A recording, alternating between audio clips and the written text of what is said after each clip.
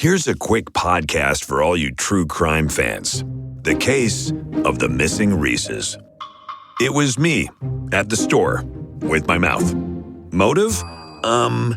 They're Reeses. What was I going to do? Stop myself?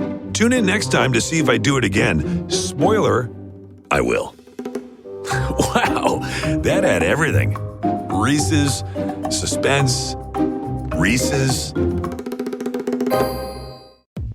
Insurance isn't one size fits all. That's why drivers have trusted Progressive's Name Your Price tool for years. Just tell Progressive what you want to pay, and they'll show you coverage options that fit your budget. Visit Progressive.com to find a car insurance rate that works for you.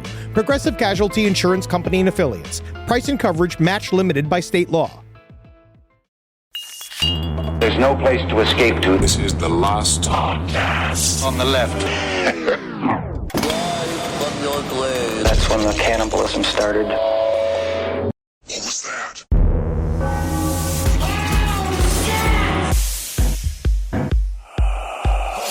La la la la la la la la la mwala la mwala mwala la mwala.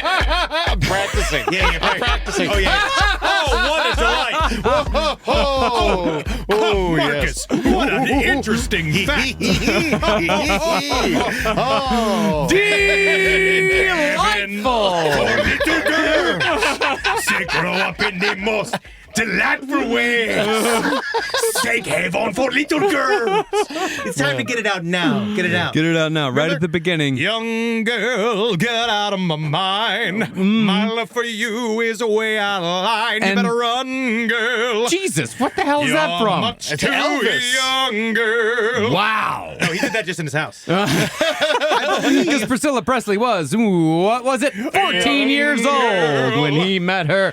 Welcome to the last podcast on the left, ladies and gentlemen. My name's Marcus Parks. I'm here with the golden throat of podcasting, Henry Zabrowski. Hi, my name is Gary Puckett, and I sang the song Young Girl. Oh. And I died smiling. No one knew my crimes. Oh, so that was Gary Puckett. Yeah, it was Gary Puckett. What was his band again? The Union Gap. That's Yeah, right. the Union That's Gap. right. Yeah. Stay out of that gap. And we have the last podcast on the left's resident safety expert, Ed Larson. How are you doing, Ed? I'm feeling all right. You know, I'm feeling great now and bad later. I'm feeling bad now because I've been spending day after day and hour after hour with the story of Jimmy Savile. We're here, part 2 of 3, and this is one of the longest scripts I have ever written. Yeah. I've been watching that Steve Coogan show. And, you know, barely any jokes. Yeah. You got Steve Coogan, Jimmy Savile, nothing. Yeah, I'm dude. sitting here waiting for the laughs, waiting for the yucks. In and the it's just trip, like, yeah. he did all sorts of impressions. Yeah, he hasn't done the Michael Caine thing once. Not once. Michael Caine. Michael Caine. Michael Caine. Michael Caine. Michael Caine. Yeah, let's celebrate a little bit of nice British history for a second. Michael Caine. Michael Caine. That's nice. That's how you know it. Just be like, and then he brings it down. Yeah. Like, yeah, great bit. Yeah. Great bit. Well, that's all over now. When we last left Jimmy Savile, the year was 1963, and 13 allegations of sexual assault and abuse had been made against the most evil man in England to various police stations around the nation over the course of just a few months. Not a single one of those reports, however, had resulted in any sort of investigation. That's why we should give those cops guns. That's the thing. Wouldn't it give him confidence to work harder? Well, partly this was due to the fact that even though Jimmy was just starting to get famous, he had already formed numerous meaningful connections with law enforcement. Even worse, it's likely that the coppers were letting Jimmy know that people were making reports. But instead of stopping his increasingly monstrous behavior, it seems like Jimmy Savile figured that he needed to do a bit of public relations, something to bolster his public image and convince the people of Britain that he was a good person, if a strange person. As we said last episode, charity would become Jimmy Savile's most effective camouflage. But before Savile came to be known as the most successful philanthropist in England, he had his mother, a.k.a. the Duchess. See, I don't think it's a coincidence that Jimmy's first public appearances with the Duchess occurred in 1963, which was the same year that the first wave of allegations began piling up against Jimmy Savile. Starting in 1963, the Duchess became Jimmy Savile's constant companion at film premieres and on holidays, his steady date, so to speak. And even though Jimmy Savile spent a lot of time on the road in his caravan, he would live with his mother whenever he went back to his home base in Leeds. This, however, was not because the Duchess was pleasant company. The Duchess was cold and unpleasant to everyone, including Jimmy, and anyone who came into Jimmy's orbit when the Duchess was around got treated like a pimp who was just trying to squeeze money from her son. You know, it's so hard with momagers because they get so involved and they do ruin the whole crew. It ruins the set having them involved. But he says this in the psychiatrist chair interview. Like, he specifically says, I started bringing my mother around with me because nobody doubts a guy that brings his mother around. Yeah. And then he started like this is the key to Jimmy Savile, which you bring up later in the episode, is this idea of we all are safe to assume he's kidding. Yeah. Right, which is this thing that we're seeing right now with the president and all this kind of shit. But if there was one person that told you every single crime that he ever did, it's Jimmy Savile. Yep. Now, to be fair, it seems like the Duchess never really had any real understanding of what Jimmy's career actually was. She never watched nor listened to any of his shows, and she never congratulated him for anything he did. Because she believed that show business was literally for, to use a term, for poofters and workers. You know what I mean? Like, she was one of those people that believed that it was, like, not real. Yeah. And from what I can tell, the Duchess still believed until the day she died that her son, like her husband, made all of his money on the Leeds black market. And she was always waiting for the police to come arrest her son for theft because Jimmy Savile was making a lot of fucking money. But even though the Duchess was domineering, denigrating, and rejecting, Savile was still embarrassingly devoted to her. Jimmy would get up every Sunday morning and take his mother to Mass, kissing her hand in deference and draping his arm around her like she was more girlfriend than mother. As record executive Tony Calder put it, it was obvious that Savile could not have a serious relationship with any woman but his mother while she was still alive. But in the end, Jimmy's plan worked. He developed a reputation as a man who loved his mother, a good man. And his close relationship with the Duchess certainly helped stave off any rumors that cropped up regarding Jimmy's sexual crimes. I bet you he even stole that whole fucking tack from Liberace. Because Liberace, famously, you know, he was a bachelor and he lived in his homes and he only ever talked about his mother. But that was viewed as like, my mom, God bless her. Like, my mom was fucking like, because she'd be a great Duchess. Oh, yes. She wants this life. She wants this life.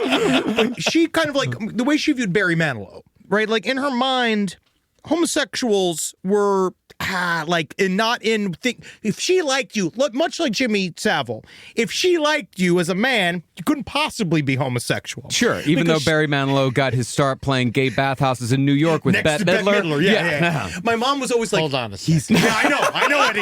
Calm down. I don't think I could do this. Eddie, calm down. Eddie, calm down. The room. Yeah, unfortunately. Ed, go outside, listen to the Divine Miss M, then come back and we'll talk. Yeah, listen, just know the guy who wrote Copacabana is married to a man. And I am still, I know. Man, that is low. Yeah, I know. But Barry, my mom was always like, he's a bachelor. He's the bachelor. And then the same thing with Liberace. She always was like, growing up, there was no idea. Like, yes, he just likes candlesticks. Yes, he's covered in jewels and he's got it in an effeminate way. And he talks like this. But because he loves his mother, like, it's this whole thing. Like, I've chosen a character. Yeah. And then it's then real. And I think at this time period, it really was like, okay, he's a mother guy. Yeah, and people believe what they want to believe. You know, your mother believed that Barry Manilow was straight because she had a crush on Barry Manilow, and she wanted to think that maybe one day she could be with Barry Manilow. She wanted to be Lola. Yeah, and turns out Lola, big old hog on him. Yeah. It was so funny. When my mom got divorced from my father, she really thought that she was going to start dating Billy Joel. That's like on the... It might be towards delusion. Like, it might be towards true grief, but we'll, figure it out. But it works the same way with Jimmy Savile, is that people wanted to believe that Jimmy Savile was a good man, that there was a man in Britain who was charitable, who really only cared about helping other people, and was not an absolute monster. And he was like a toy that would go back in its cupboard, and then the cupboard would close, and he would and his penis would go away. Yep. Now, even though accusations of sexual misconduct had followed Jimmy Savile wherever he went from the moment he entered the entertainment industry, Savile was unfortunately incredibly good at his job. The British people found him entertaining, and he had an innate understanding of what teenagers like to see and what they like to hear. And so a BBC producer contacted Jimmy Savile in late 1963 about being a presenter on the first episode of a music countdown show called Top of the Pops that was aimed directly at British teens. Now, it really can't be overstated just how big of a cultural impact the Top of the Pops had on not just the UK, but on the entire Western world. Performances made by both British and American artists on Top of the Pops could be cultural watersheds, and the show itself remained relevant for decades, well into the 1990s, and it started in 1964. I mean, just a few examples of some of the great performances. David Bowie brought glam rock to the masses when he performed Starman on Top of the Pops in 1972. When he draped his arm around Mick Ronson, it changed the way people thought about male relationships in the UK. And he never did anything wrong. Not a single. Boy George Never did anything wrong. Boy George just kept that one man hostage in his basement, but that had nothing to do with the music, Eddie. Well, he pushed the boundaries of gender when Culture Club made their debut on Top of the Pops 10 years after David Bowie. Hell, even the Spice Girls, who I will legitimately defend as an important pop group, they broke through on Top of the Pops. That was where they got famous. Incredible artists. Gary Glitter, Michael Jackson. So many crazy artists were in the Top of the Pops, man. Did you hear when the Spice Girls back on tour, they had Baby Spice had to change her name. Oh, yeah? To Old Spice. Oh, cute. You can save it. Yeah, save it for the road end. Yeah. But lurking in the background of the hundreds of incredible performances that influenced generation after generation of British musicians was Jimmy Savile. And Jimmy perverted one of mankind's greatest accomplishments, musical expression, to constantly feed his most carnal desires. I just can't believe Carson Daly wasn't the rapist. You know why? Honestly, I feel like when it comes to why Carson Daly wasn't, the hair. Yeah, he's attractive. Wrong hair. Wrong hair. Wrong hair. Now, the first episode of Top of the Pops aired on New Year's Day, 1964, with Jimmy Savile as the host. The show was an immediate hit. It ran for 42 years and had an average viewership of 15 million people a week. It didn't lose cultural relevance until the 2000s. But in the process, Jimmy Savile made household names out of bands, and he broke countless careers, all while he made himself perhaps the most well-known household name of all, at least within the UK. In other words, Jimmy Savile was attaching himself to pleasure, to joy, ensuring that everyone who watched Top of the Pops associated him with the incredible feelings we get when we hear something new and exciting. Savile, however, was not the only host. Top of the Pops had a rotating team of 4 presenters, including Jimmy Savile. But while all 4 hosts were approaching their 40th birthday when the first episode aired in 1964, Jimmy Savile was the one who presented himself as much younger. While the other hosts dressed and groomed themselves appropriately for their age, according to the standards of the time, suits and well-groomed hair, Jimmy Savile, at 38 years old, did everything he could to attract attention and set himself apart as, quote, the world's oldest teenager. That's how he liked to refer to himself. And the other hosts took note. Yes. Savile would appear on camera without explanation, dressed as a Roman legionnaire or a pharaoh. He liked to wear costumes. Sometimes he'd wear a suit adorned with real bananas or a hat covered in flashing lights. His hair was also longer than most of the acts, male or female, and he bleached and straightened his hair to make himself look even more bizarre and even more clownish. It's almost like his job was boring and he had to dress like that so people would remember who he was. Yeah. You know, I also think that he understood about creating a unique, iconoclastic image. He did. That would make people believe that when you're meeting him, you're meeting Ronald McDonald. Yeah. and he liked being recognized in public. Oh, that's huge. It's his whole thing. It's the way the whole fucking gig worked. He was so addicted to being recognized in public that they said anytime he was outside of the UK, he was like a scared little boy. He was afraid because nobody knew who he was, and he needed people to know who he was. Yeah, if he came to America, he's just a creepy fucking old man. Yeah, that's what he was when he came to America. They knew who he was at the Vatican. They know a lot of guys over there. It's a real boys club over there, if you notice.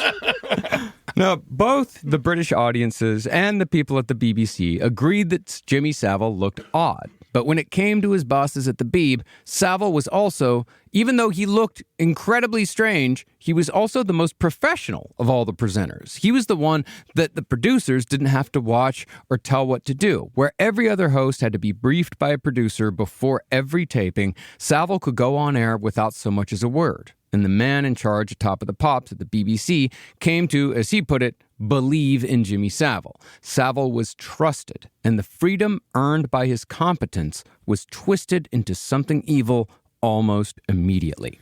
I'm going to say this as an executive producer. We don't work. There's work here, and there's work to do, obviously. Yeah, but producer with no executive in front, that's the person who works. Quite a bit of work. Almost as hard as the co-producer. Yes. And I think that they look at Jimmy Savile, and when they could see somebody that they don't have to lead by the hand, it's very easy to do. He was a natural. Yeah, he was. Did he host it all the way till the show's end, or No, he was the one of the fourth. I can't remember what year he stopped presenting on it. I mean, it's because at one point he just looked too old. Yeah, he was frightening. Yeah, he's already, he's already in his late 30s when the show starts. I mean, you can't have a show like this that's aimed at teenagers. You can't have a 50, 60-year-old man coming on stage. He appeared in the very last episode of Top of the Pops. I do know that. He hosted the very last episode. Okay. He came back. Now, while Jimmy Savile's reputation as a professional followed him to Top of the Pops, so too did his reputation for having an insatiable desire to have sex with as many young girls as possible. Making Savile the host of a show with a live teenage audience was putting the proverbial cat amongst the pigeons.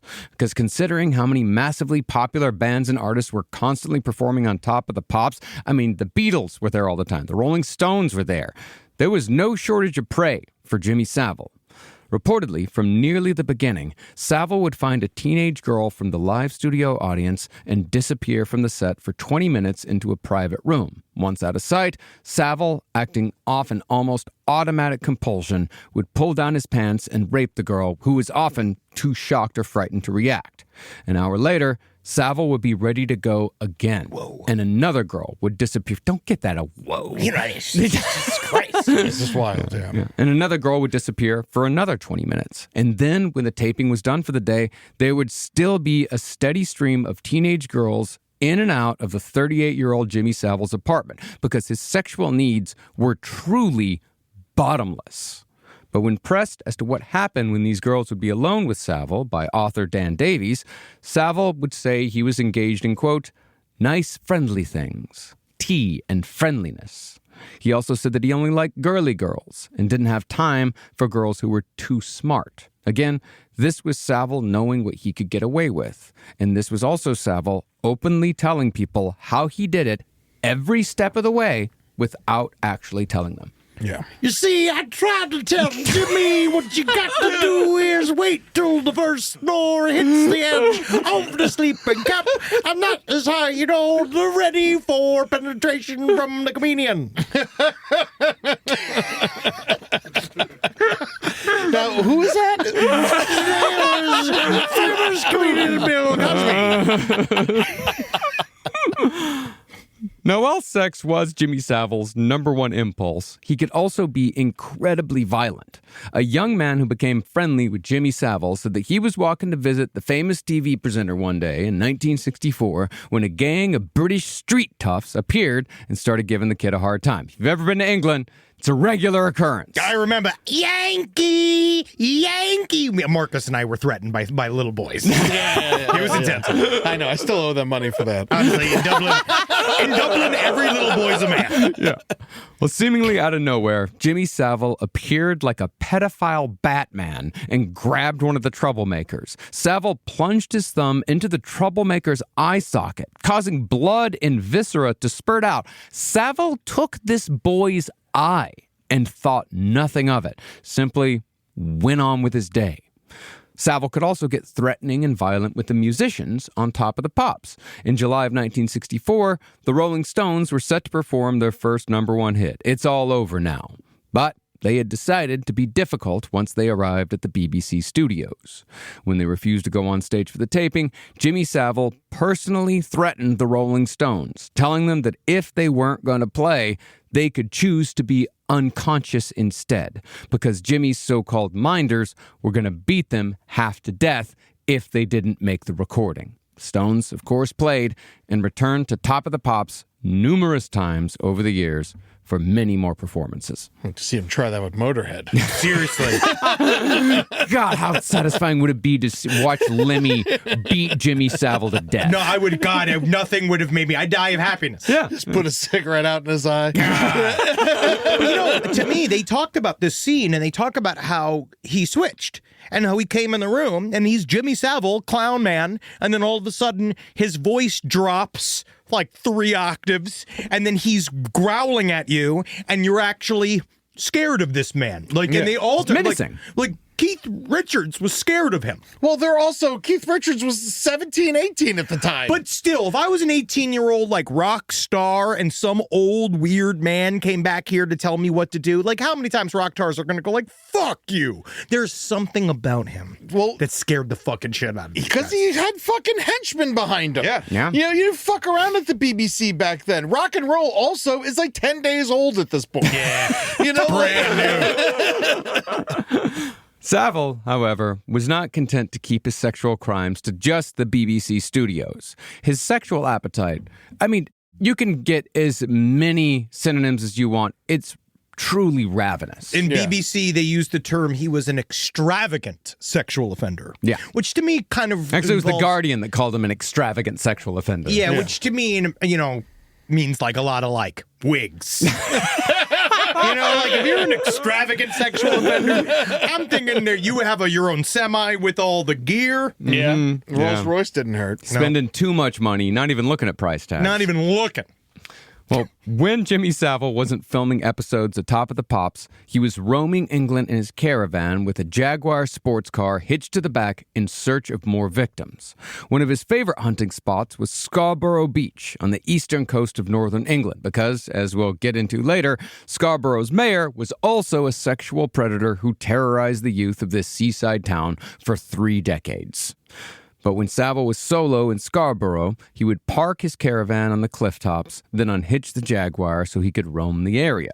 Once he found a girl or multiple girls, he'd take them back to his secluded caravan, where I'm sure the implication was quite strong. But even when Savile was confronted by reporters with the fact that maybe this was a bad thing to do, he would maintain that these girls, they threw themselves at him. They fell in love with him. And then they broke up with him. And it all happened in a matter of days. It was no harm, no foul. In fact, Savile fancied himself as such a coxman that he claimed that many of these girls would mail him Christmas cards for years after the sexual encounters they had in his souped-up caravan on the cliffs of Scarborough. This, of course, was another of Jimmy Savile's many lies. You can't mail a Christmas card to a van. It's super hard. It's super hard. You would need to use Blitzen himself. You know what I mean? I feel like that takes a little bit of Christmas magic. And maybe Santa is involved, because I think that if there was somebody that Jimmy Savile knew, it might have been Santa. Yeah. Also, this isn't helping the reputation of vans. It's not. No. Well, I mean, this is an RV. It's not a van. It's in England they call RVs caravans. A rape vehicle. Yes. Yeah. They also call undershirts vests. Huh. Really? A lot of fucked up dumb stuff over there, huh? You're acting like a real cigarette right now. This is a paid ad by BetterHelp. it's so important to remember with the busyness of the holidays, every holiday, Arbor Day, that day about the planet, President's Day. There's so many things to adapt to in this life, and it doesn't follow a perfect plan. God, ruins the whole weekend. But therapy with BetterHelp, the world's largest online therapy platform, it can be a space to pause, reevaluate, and adjust to any unexpected changes. With over 30,000 therapists worldwide, BetterHelp is one of the leading online therapy platforms, having served millions of people globally. BetterHelp makes it easier to fit therapy into your routine. You're in good hands, too. BetterHelp therapists have at least 3 years and 1,000 hours of hands-on experience, and hold all required education, training, and certifications. It's easy to do, and the help is better over there. You don't have to navigate life's changes alone. Sign up and get 10% off at betterhelp.com/lastpod. That's betterhelp.com/lastpod. Is there anything better than a summer evening outdoors? Enjoy your space to the fullest with new greenery from Fast Growing Trees. I love a big, thick bush. Fast Growing Trees is America's largest, most trusted online nursery, and they can send me a big, thick bush any time of the day. It arrives at work. It arrives at my car. I can pinpoint on a Google map where it is. Send me a big, thick, brown bush. And they send it immediately when they have it, because sometimes the shaver comes to town. I remember one time I ordered a cherry wood tree from Fast Growing Trees, and my God, I couldn't cut it down no matter what my father told me to do. I had to lie to him about it, and next thing you know, I became the first president of the United States of America. And even you can become the first president of the United States of America with Fast Growing Trees. Right now, get up to half off select summer planting essentials, plus get an additional 20% off your first purchase with code LEFT at checkout. That's an additional 20% off at fastgrowingtrees.com with code LEFT at checkout. Offer is valid for a limited time only. Terms and conditions apply.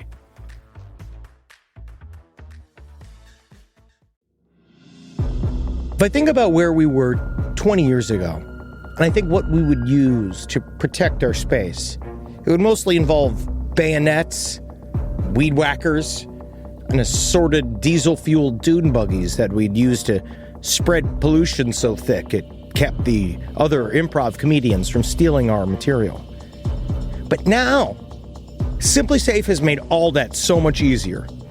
Using SimpliSafe here at the office has revolutionized our ability to use diesel-powered dune buggies for good, and not for chaos. Think about what your home security system does as an intruder approaches your house. Sits, waits. Not much. Just waits until the window breaks, and then it goes, oh no. But then you get some kind of alarm and a notification. What if the whole point was to stop the chain events before it even happened? Unlike traditional security systems that'll only alert you after a break-in is already underway, SimpliSafe is designed to help stop intruders before they get inside.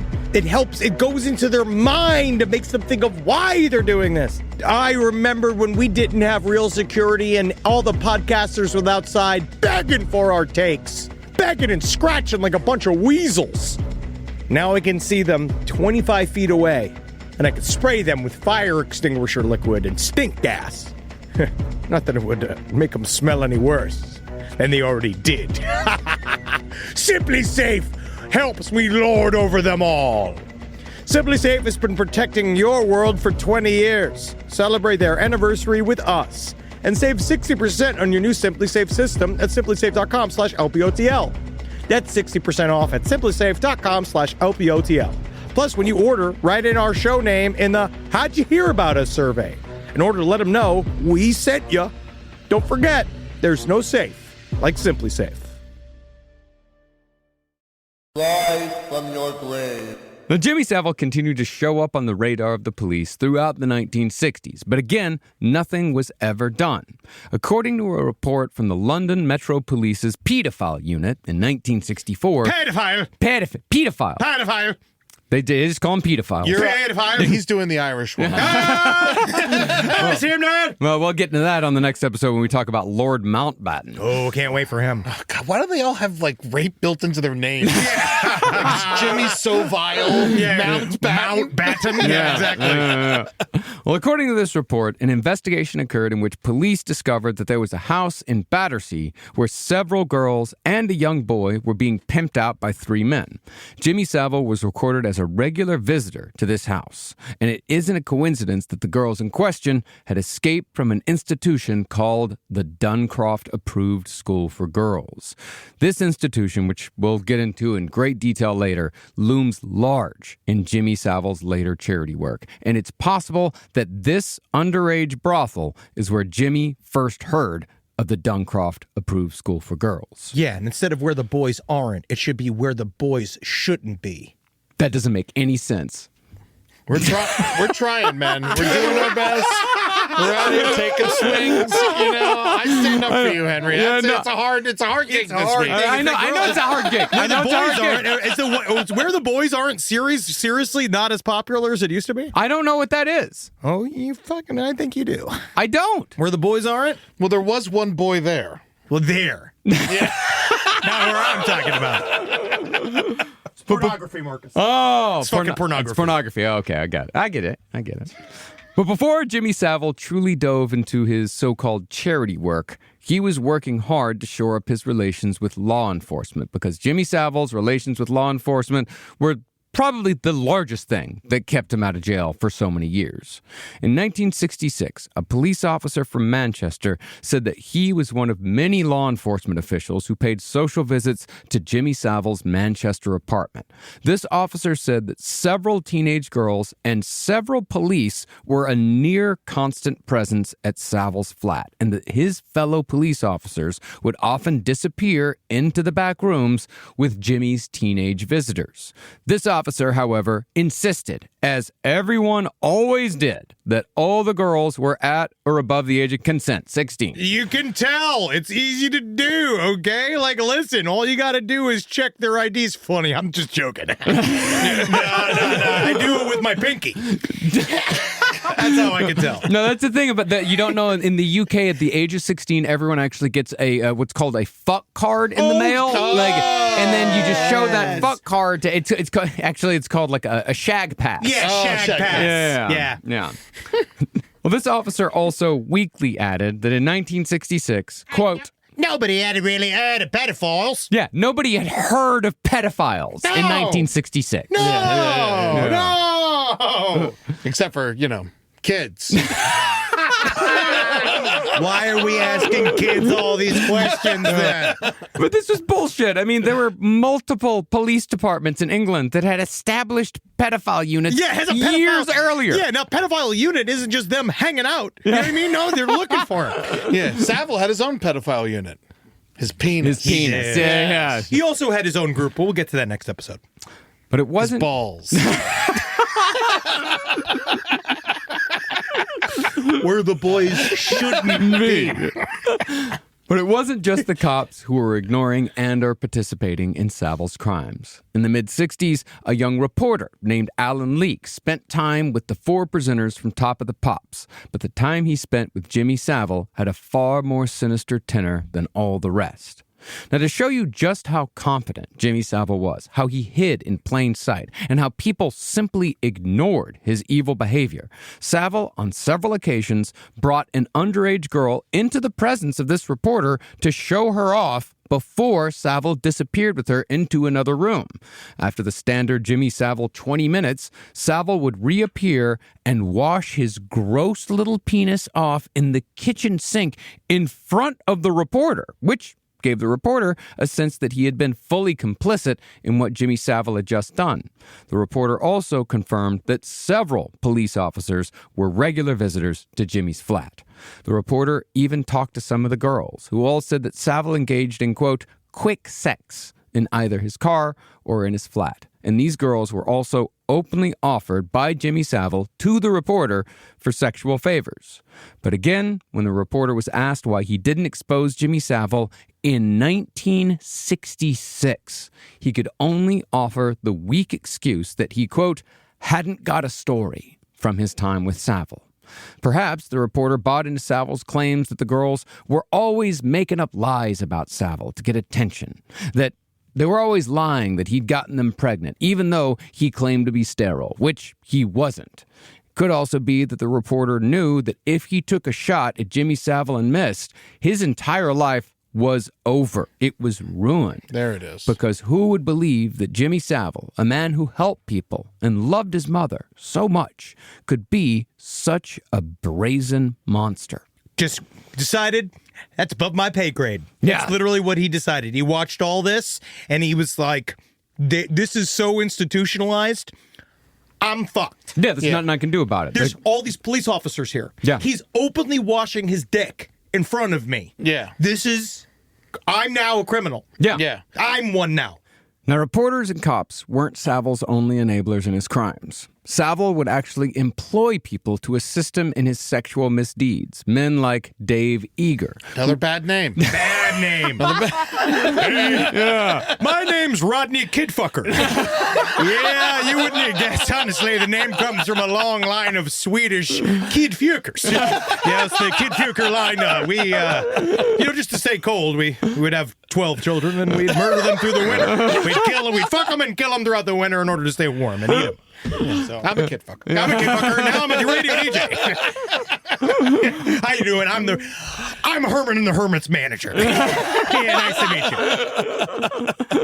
Well, Dave Eager was groomed as a DJ and an assistant to Jimmy Savile in the mid-1960s. Eager was paid £10 a week to go through Jimmy's fan mail to find teenage girls for Jimmy to contact and rape. Additionally, Eager would make sure that the newspapers knew that all of the girls that Jimmy was having sex with were of legal age. That was part of his job. And that's, of course, when many of these girls were not of legal age. With men like Dave Eager on his side, men who still insisted after Savile's death that they knew nothing, even though they themselves were procuring victims, Savile entered the peak of his crimes in 1966, and he destroyed lives across Britain at an unimaginable rate for the next 10 years. You know, it's that whole hide in plain sight thing that we've been talking about. You know, it's like if people see him take a young girl and he like waves at all of them and walks into the room with her, they got to think there's no way he's doing anything bad. Yeah. He just showed all of us that he's going in the room with her. No, he is he's doing his crimes out loud. Yeah. Mm-hmm. He is unashamed. Yeah. And he believes he's entirely above any form of reproach. And because he is. Yeah. Can't get him. Haven't got him yet. They did. Never did. They never got him. But you know who got him? Oh, St. Peter. St. Peter got him. Now, by the mid-1960s, Savile was incredibly wealthy from all the various gigs in which he was becoming one of the most famous men in Britain. Radio Luxembourg was still going strong, Top of the Pops was a massive hit, and he was still DJing at dance halls across England. With these huge paychecks, Jimmy Savile bought a Rolls Royce, something that he dreamed of since his days as a Bevan boy. And that Rolls Royce would become one of his trademark accessories along with his cigar. Because remember he had a fake Rolls Royce. Yeah, he had turned a junker into a sort of Frankenstein Rolls Royce. Yes. Now he also talked in that interview about how he would always constantly buy a new one because he said, if something happened to me tomorrow, if something came out about me tomorrow, if it was all over tomorrow, I'd rather have that new Rolls Royce than an old one. And honestly, for predators, it's great advice. If you've got the money now, right now, if you're just about to be canceled, you know it's coming, buy that car right now. I want you to know that. This is the time, because you're going to have a lot more fun talking to your lawyer on a cell phone in the Rolls Royce, because you're not going to have a home anymore, you're not going to have a wife anymore, you're not going to have kids anymore, you're going to have a lot of time in that car. Yeah, but remember, there's always it's going to be eventually the third act of Boogie Nights where you're in that really nice car, that Corvette, but it's broken down now. Eventually, that's going to be your life. Yeah, because you can't afford to fix it. Yeah. Yes, because that point then, that's when you finally get all the goodwill that we've been begging you for, and you blow your fucking brains out. Right? And that's how you turn it all around. That's the kind of apology I want to see. Well, because Jimmy Savile was now publicly rich, he started doing publicity stunts for charity, making huge shows of donating to the poor and donating to organizations that help the sick. These stunts, of course, also did a great job of hiding who Jimmy Savile really was. In one stunt, Jimmy worked in a Welsh coal mine to raise money to buy a guide dog for a miner who'd been blinded on the job. That's just an example of like the small things that Jimmy Savile would show up for. But it's the kind of thing that juices up every fucking local idiot. They're all just like, oh, look what he did. Oh, he gave up to the coal mine. It's nice to see you gave the blind man a bit of help. I don't think Jimmy Savile would ever had his sex with a child, because remember when he helped old Blind Billy with his dog? Listen, if he was going to do anything, he would have raped that miner in front of all of us. Because of sheer, I know it, because there's nothing worse than a blind, lost miner. Because they're open to be fucked, open for cock and ass. Oh, so he was like nice to those miners. Yeah, to those miners, yeah.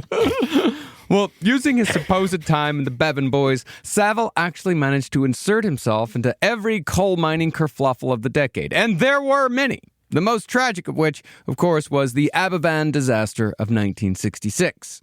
That October, a huge pile of waste material from a local mine collapsed in the town of Aberfan after heavy rains. Now, this wouldn't have been an issue had the pile not been located on a mountain above the town against every safety regulation in existence. I knew we shouldn't have put that mountain of shit there. I saw it's going to be a bit of a problem, eh? I don't put it on top of the town, there's no problem there. You said it that way? I actually agree with him. Yeah, go on the way. You're not going to go down there. Our miners want to be gaped. We know that. But piled on a mountain it was. And when it collapsed in the rain, it transformed into a raging flood of coal slurry, a godly fist of industrial waste. 140,000 tons of this shit rushed down the mountain and smashed into a local school, killing 116 children and 28 adults. They died horrible deaths involving either crushing or suffocation. Okay, I'm wrong. I was wrong. I think it's nice that those children don't got to be out anymore because it's hard enough as it is to make it as an adult. Anyone that digs their way out of there straight to the mines, they're great workers. Jimmy Savile was, of course, soon on the scene fundraising money for the families of the Aberfan disaster victims. And since he was a former coal miner himself, Savile's efforts made him even more of a working-class saint in the eyes of the British people. He was always very, very good at attaching himself to something that was very emotional. People would make that association in their brains. Jimmy Savile, good man. Savile, however, would always say he was only doing these events to encourage teenagers to help their fellow Brits, which raised his profile as a good, if strange man, even more. Thank God 9/11 happened here. Yeah. God, he would have been down there with Steve Buscemi. Oh, digging out. Yeah. Oh, man, if those planes hit Big Ben, you just heard the heard gong, and then it goes over there. But, I don't know if people would care. Yeah. Well, I mean, Britain, they had their, was it March? Well, that was horrific. They had their huge, the bus bombing. The bus bombing. Yeah, those are horrific. Yeah. He I just stayed think out if of they that. took out Big Ben, I think that you English people would kind of be like, yeah. All right. You know? Now, in the mid-1960s, Jimmy Savile's charity was limited mostly to stunts and events, as he had not yet quite found his way into the institutions where he would commit some of his most heinous crimes. And so, to find vulnerable victims and indulge in his worst impulses, Jimmy Savile spent the mid-60s in the seedy underworld of British pedophile rings, and he actually involved members of his own family in these indulgences. In 1967, Jimmy Savile took in his teenage nephew, a guy named Guy Marsden. No child should be named Guy. Nope. Marsden had run away from home, and he had found Savile in London. And Savile wasted no time in introducing Guy to the absolute worst that Savile's life had to offer. Soon after Guy arrived, he and Savile met an unnamed man at a train station in London. This man invited the two of them to a flat for some quote-unquote snacks. This, quite unfortunately, was simply code for sex with actual children. According to Marsden, Savile claimed that he found young runaways on the regular, and when he found a runaway, he sent them to this unnamed man's house. At this house, parties were constantly happening, and over time, Marsden attended several of these pedophile parties, where the only attendees were men and children between the ages of 6 and 10. These parties would last for days, and they constantly moved locations.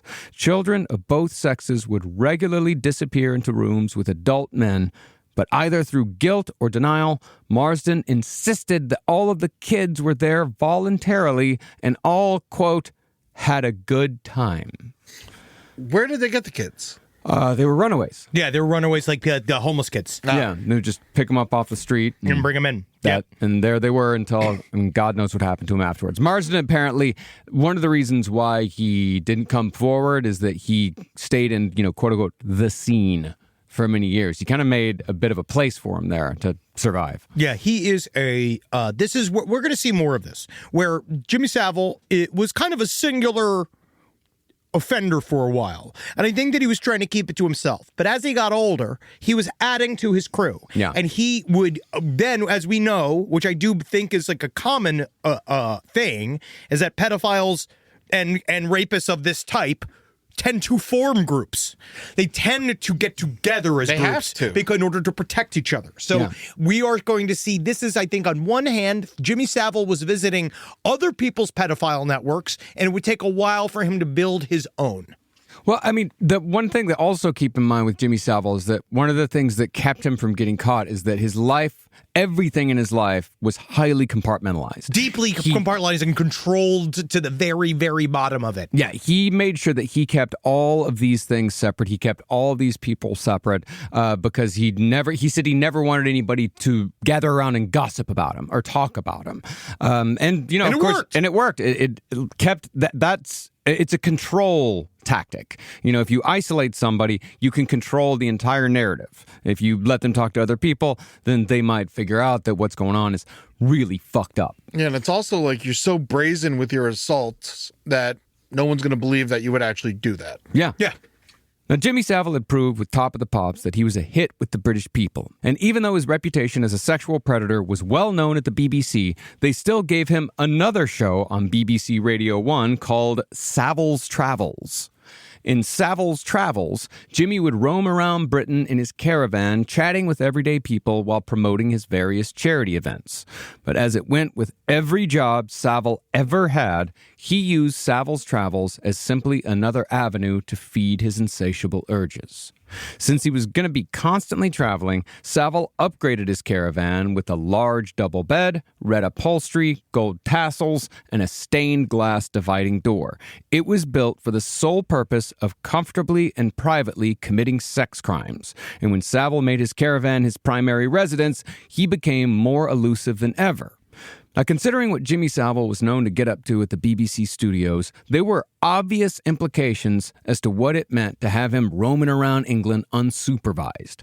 Nobody at the BBC, however, even tried keeping tabs on Jimmy Savile. As long as he showed up where he was supposed to and kept delivering ratings, the BBC was criminally hands-off when it came to their top presenter. In the TV show, the Steve Coogan show that I'm watching on all this, they would highlight Savile Travels, but it would be like, I don't know if this is true or they dramatize this, but he would like rape somebody and then interview them and put it on the show. Yeah. Oh, yeah. And they'd be like, oh, she sounds nervous. It's so cute. But truth is, he had just assaulted that person. Yeah. And then put their voice all across the fucking country. They legitimately just didn't want to we're going to see too, which I'll bring up later on.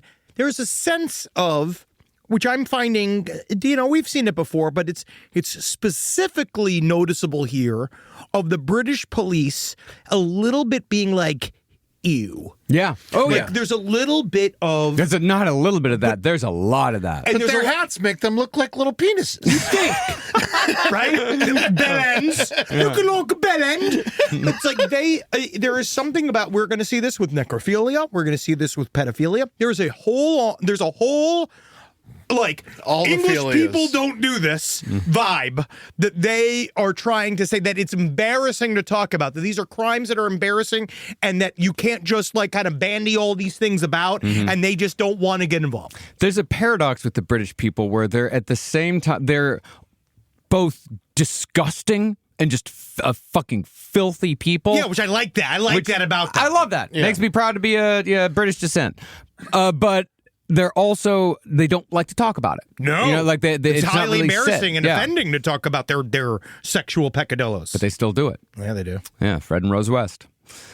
Now, when it comes to how... I'll give her a portion. I'll break her off a portion. Well, speaking of being British, when it comes to how Savile got away with all this for so long, it's my personal opinion that the British concept of cheekiness plays a massive role here. That's also across the fucking board, dude. Just being fucking... We see America also... We really defined that. It's just a joke. Oh, yeah, it's just it's kidding. funny. People can wave off all manner of horrible things by calling it cheeky. Locker room talk, as it's been said here in America. Yeah. And Jimmy Savile figured out in the late 60s just how effective cheek could be in obfuscating his true goals. For example, in 1967, Jimmy Savile was invited to be the guest of honor at an event in the civil parish of Otley in Leeds. Savile was invited by the mayor himself, Ronnie Duncan. But Ronnie Duncan. That's right. You know what he's Duncan. But Jimmy Savile agreed to this event under 6 conditions. That's a lot of conditions. But these conditions eventually became standard for most Jimmy Savile appearances. You might call it Jimmy Savile's rider. Yeah. First, Jimmy Savile's fee of £200 should be donated to a local charity. Great. Nice. Second, Savile was to be given a tent in the local park where he would sleep every night. Okay. Third, Savile demanded a so-called honor guard of 6 teenage girls to, quote, keep him safe at the campsite overnight. Can I just say, can I just put my head in here? I do believe that right there, that's an obvious no. I just feel like that might be a bit overreach. Mr. Savile. He wanted them all to have red flags and be waving them. Yeah. And he put it, I think he purposefully put that as the third condition. It's right in the middle. Fourth, Savile demanded a special tour of Otley Hospital, and a painting of the hospital had to be made and honorably presented to Jimmy Savile. And finally, Savile requested all the cigars and matches he desired, along with an ashtray. He's also quite a lover of fake awards and fake honoraries. Loves it. That is one of his favorite things in the world, is for people to give him things. Now, the obvious standout on his rider is, of course, the 6 girls. But while some of the council members in Otley were apprehensive when they heard this... Oh, dear. We only have 4 extra girls. That's the sound of every British person covering up crimes in this entire series. Obviously. I mean, well, Mayor Ronnie Duncan readily agreed to all of the conditions. You bet, Jimmy. Nothing I like better. Yeah, I could find you a couple extra girls. Because, the appearance of Jimmy Savile at a civic event guaranteed record numbers. In fact, the 6 girls provided to Jimmy Savile as his honor guard were all daughters of local councilors and businessmen. And they're these fat fucks that all do the same. They're all like, hey, can I have more, doctor? Yeah. Roll that. Now go kiss him. Yeah. Go kiss Mr. Savile. You know how much of that is shit? How many times at Disney I was forced to kiss Aladdin? What? Aladdin? Go give Aladdin a kiss. Go give Aladdin a kiss? Yeah. Why did you have to go give Aladdin a kiss? Out of everybody, Aladdin. Go give Aladdin. Go tell Aladdin you love him. I was always me. I kissed Smee. Smee is a wonderful. Now Smee needs a kiss. A grateful kisser. A generous lover, as they say. Smee is. Decades later, one of those girls from Otley told her story, and it was just as harrowing as you could imagine. That night, Jimmy plied the girls with vodka, but stayed sober himself, as he always did. Then he, quote-unquote, tried it on with each girl in the tent. Now, this woman refused to elaborate as to what tried it on meant, but she did call Savile a disgusting old man and a pervert. In addition, a group of boys from the local rugby club shot out Savile's lamps at the campsite with air rifles. So Jimmy lost it and got into an actual physical altercation with a bunch of teenagers. He's about 39, 40 at this point. As the witness put it, Savile was violent that night. Really nasty when he turned. Scary. And this, amongst all the other stories we've told, is why we're pretty sure that Jimmy Savile probably killed someone at some point in his life. In his defense, a bunch of rugby teenagers, I mean, you just want to fight them. A rugby club just does inspire violence. Yes. Being a 40-year-old man trying to attack me while I'm trying to have sex with these little girls in my van, and you interrupt me? You're getting a fucking shellac. That's for fucking certain. It's a scrubby thing to do. I got a lot of work going on. Are you any idea how hard it was to groom these children? Now, concerning murder, Jimmy Savile may have simply gone too far on occasion and had accidentally killed someone. He may have ordered one of his many goons to kill someone who was inconvenient, or he may have just tried it on once or twice just to see what it felt like. At the very least, we do know that he is responsible for many deaths by suicide that came as a result of his actions. But as far as why he didn't cross the line into serial killing, I think it's because disposing of a body was far too much of a hassle. It's a guaranteed investigation. And Savile's guiding principle, remember, was to only do what he knew he could get away with. But more than anything, I think Savile was sort of like David Parker Ray, the toy box killer. While Ray certainly committed a lot of murders, he also let a lot of women go. Because he, like Jimmy Savile, got a charge out of knowing that his victims had to live with what he had done. I think Jimmy Savile reveled in the trauma he caused, just like he relished the memory of finding the severed hand after the Nazi bombing raid he survived when he was a young boy. Well, you know, his main concern was rape. And I think that he got enough of it to not have to worry about covering up his crimes, like in a way. I think that he would kill. I think if he killed somebody, he killed another man. I think he probably killed another man or a child accidentally. Because I actually think that weirdly he's too much of a, and this is a horrific statement, he's too much of a pussy to murder. Like, I don't think he's there to murder all the time. I think he's legitimately he would want his goons to do it. Yeah, he had people to do it for him. Eventually, why would he do it? Old Jim the Pill, whatever the fuck Jim the Pill did. Yeah. Bad. Yeah. I think that it's likely he murdered a child. You know, during one of those, the rings that he was in the 60s. Like, yeah, they didn't just let those kids go. No, they did not. No. Now, Jimmy Savile had learned by this point that people would let him do whatever he wanted just so long as he was able to claim that it was all for charity. And so Jimmy Savile began demanding tours of local hospitals when he attended an event or when he was taping a segment for his BBC Radio 1 show, Savile's Travels.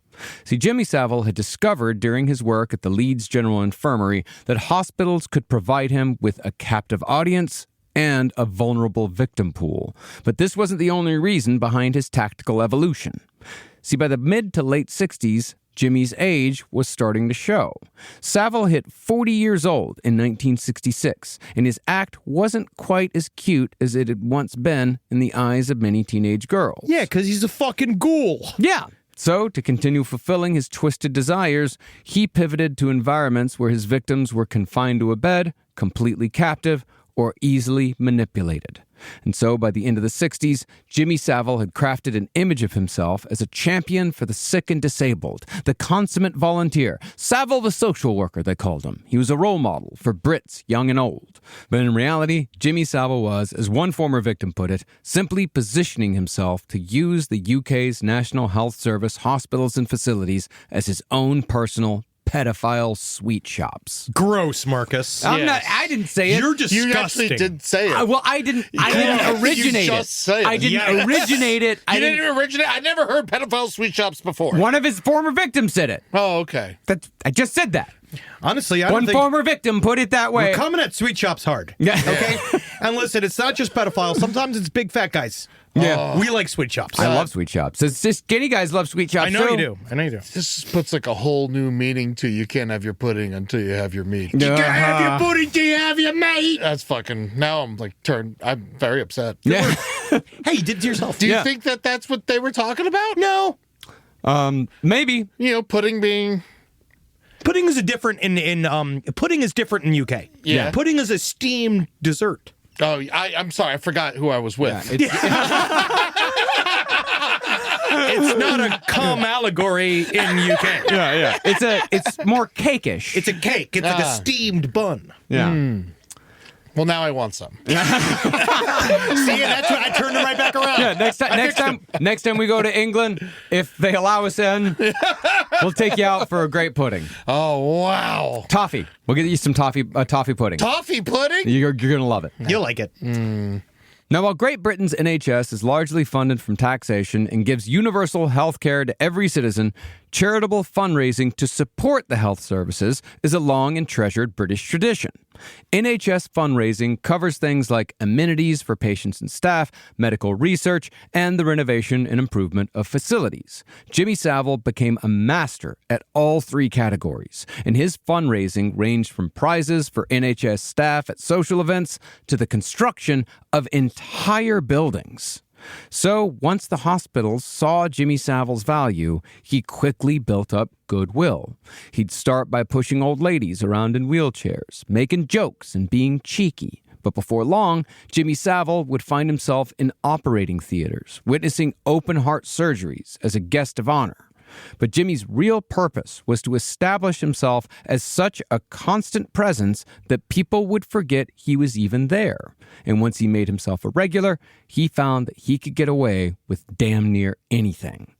As such, it was determined that while Savile was supposedly devoting his time and energy to helping people at NHS facilities, he sexually abused patients and staff at 34 hospitals, 5 mental health units, 2 children's hospitals, 1 ambulance service, 1 children's convalescent home, and even a fucking hospice. Savile's a horny guy. Now, this is what I find interesting, too, is that of all of the places that you'd want, because I think that's kind of a lot of what the sentiment was about Jimmy Savile when he first started being, like, literally openly obsessed with coming to the hospital. Yeah. Where they were all like, this is not like, well, we do our best to make this a nice place. This is not a pleasant place to be. No. This is a hospital. And then the fact that, like, and we're dealing with sick kids, we're dealing with really sad stuff. We're dealing with stuff that's not cute, right? We're dealing with all these things. And his insistence on showing up again and again made them all be like, it was more like it wasn't like oh, thanks, Jimmy. It was like oh, okay, Jimmy, if that's what you want. Yeah, we can get you a room. But that was the people at the hospital. Yes. Outside of the hospital, when people saw that, people thought, oh my God, this place that I would never in a million years go, he likes it. He loves going there. That is the same as thinking Barry Manilow's not gay. You know what I mean? Like, nobody wants to go. Like, yes, it's wonderful what he's doing. Nobody wants to go to a children's hospital. Yeah, and to be there constantly all the time. And I think there was also a little bit of transference with the British people where it's like, well, I don't have to feel guilty about not helping these people out because Jimmy Savile's doing it for me. He's doing it for me. So it makes me feel good. Man, I can't believe we went to hospices. That's fucking crazy. Yeah, man, those chicks are gross. You bad? Is that bad? Yeah. I thought that's what you were talking about. I heard at the end of this tour, Baby Spice is going to have to change her name to Hospice Spice. See, then again, save it for the road. Hospice. Hospice. Hospice. Hospice. Well, that's a different spice. But again, I think it's nice when everyone's consensual and you have big-titted nurses that are trained and handsome nurses that are trained for people that are consenting to be around handsome and big-titted nurses at the end of their life. And I think that's why Hospice is going to change the whole end-of-life game. What is the minimum cup size to be employed by Hospice? Let's go. C. 5 inches as a man. Really? Yeah. 5 with a C? I would say more like a 5.5, 6. I'm trying to kind of open up. I'm trying to make more guys in there, okay? It's really hard. All right, yeah. Now, once Savile gained the trust of a hospital or a facility, he was often given keys so he could come and go as he pleased, because Jimmy Savile's a busy man. You never know when Jimmy Savile's going to show up. And in some cases, he was even given private quarters on the site. Rooms that he kept for decades. I didn't know they had quarters in England. That's Private rooms. See, this is the thing. We can't cater to every one of his ignorances.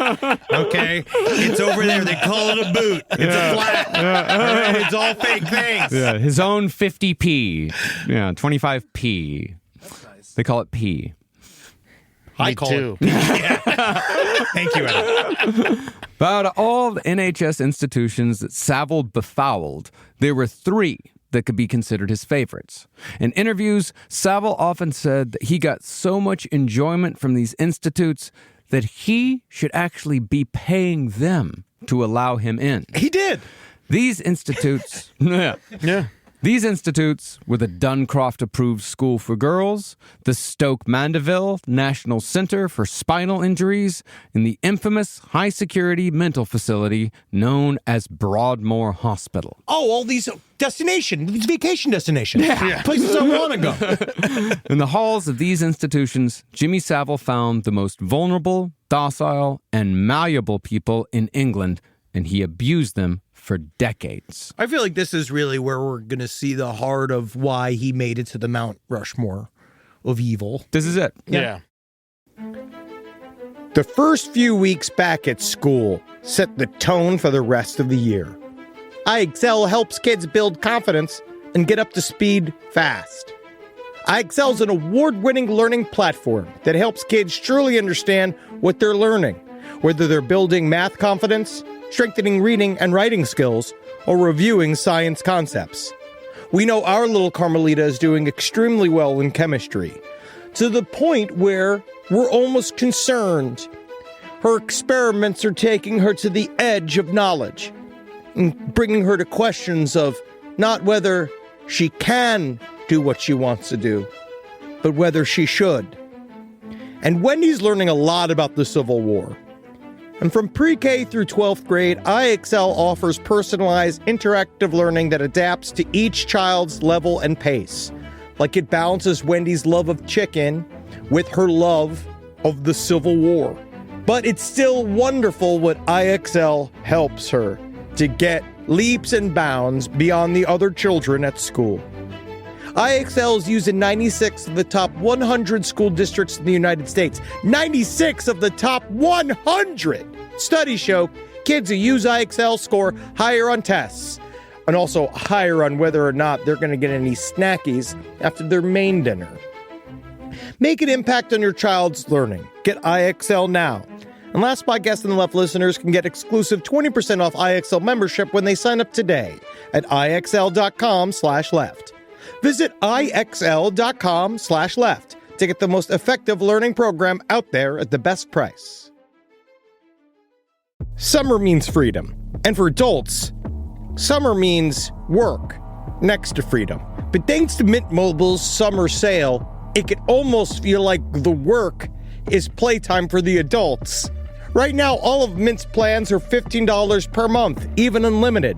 Free yourself from big wireless and switch to Mint Mobile for high-speed data and coverage on the T-Mobile 5G network. It's so well connected, I could call from anywhere. Deep from well within my bunker, where my AI-fueled robots slowly but surely toil for me, but I know for a fact I'm saving money on my phone plan. Or up above, where I'm training all of my giant Amazon female warriors who will fight in bulletproof mesh. Also, honestly, Mint Mobile's really cheap and it's really reliable, so you should use it. To get your new wireless plan for just $15 a month, go to mintmobile.com/LPOTL. That's mintmobile.com/LPOTL. Cut your wireless bill to $15 a month at mintmobile.com/LPOTL. That's it. There's no catch. Upfront payment of $45 per 3 months, $90 for 6 months, or $180 for 12 months. Plan required, $15 per month equivalent. Taxes and fees extra. Initial plan term only. Greater than 50 gigabytes may slow when network is busy. Includes up to 20 gigabyte hotspot. Capable device required. Availability, speed, and coverage varies. See mintmobile.com. You tired of spending way too much time trying to figure out your finances? Welcome to the club. Rocket Money makes it easy, like Sunday morning. With Rocket Money, you can track subscriptions and have the ability to cancel unwanted ones in just a few taps.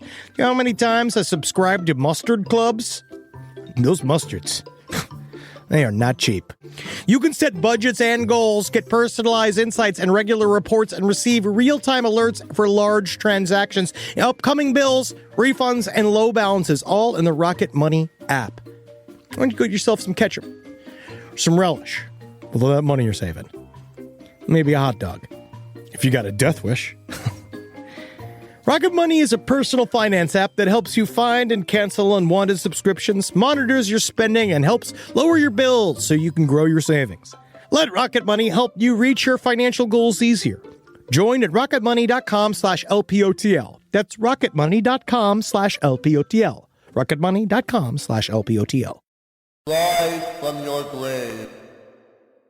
Now, to get the full scope of Jimmy Savile's crimes, let's go through these institutions one by one, starting with a frequent subject here on Last Podcast. I think it's the facility we've spoken about the most, Broadmoor Hospital. It's like Arkham Asylum, but with mushy peas.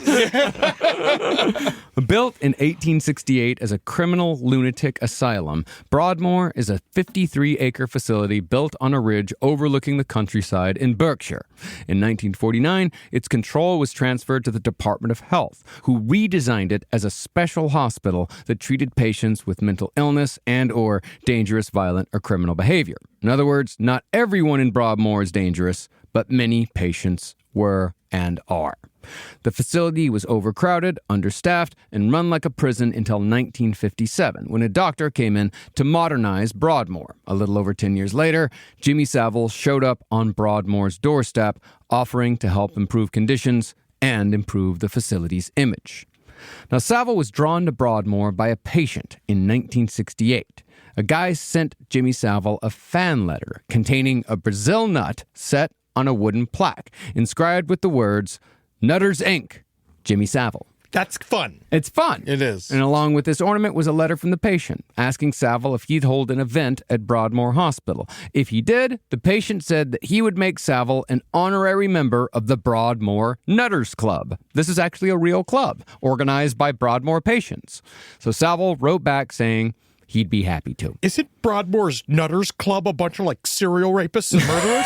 Like, literally? Not all of them, no. Oh, good. No, Yeah. there's Just some. There is a part of the hospital, yes, is serial murders, rapists, and pedophiles. All matter of the worst villains in UK's history. Yeah. Like, the West, Rose West, I believe, was at Broadmoor. Oh, yeah. Myra Henley, Peter Sutcliffe. We'll talk about him next episode, definitely. But That's how they got to be friends. Yes, we'll talk about that next episode when we get into Jimmy Savile's adventures in the 80s. They were friends. Yes. I don't know who this is. The Yorkshire Ripper. Yeah. Oh, sounds like Fine. you like him.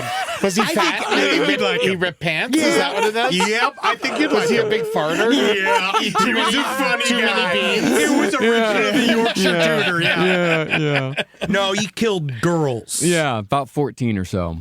14-year-old girls or 14 girls? 14 get 'em all girls. in I there. believe one of them was pretty young. Interesting fact, the drummer from Joy Division was actually questioned as a possible suspect in the Yorkshire Ripper case because he drove a van that was very similar to Peter Sutcliffe's. That's why they're so sad. It's because that one guy couldn't stop dancing. Well, the event at Broadmoor, Jimmy Savile's first event at Broadmoor, it was a huge success. Oh. And because Jimmy always had an instinct for opportunity, he immediately asked if he could stay later on in the evening to entertain the staff.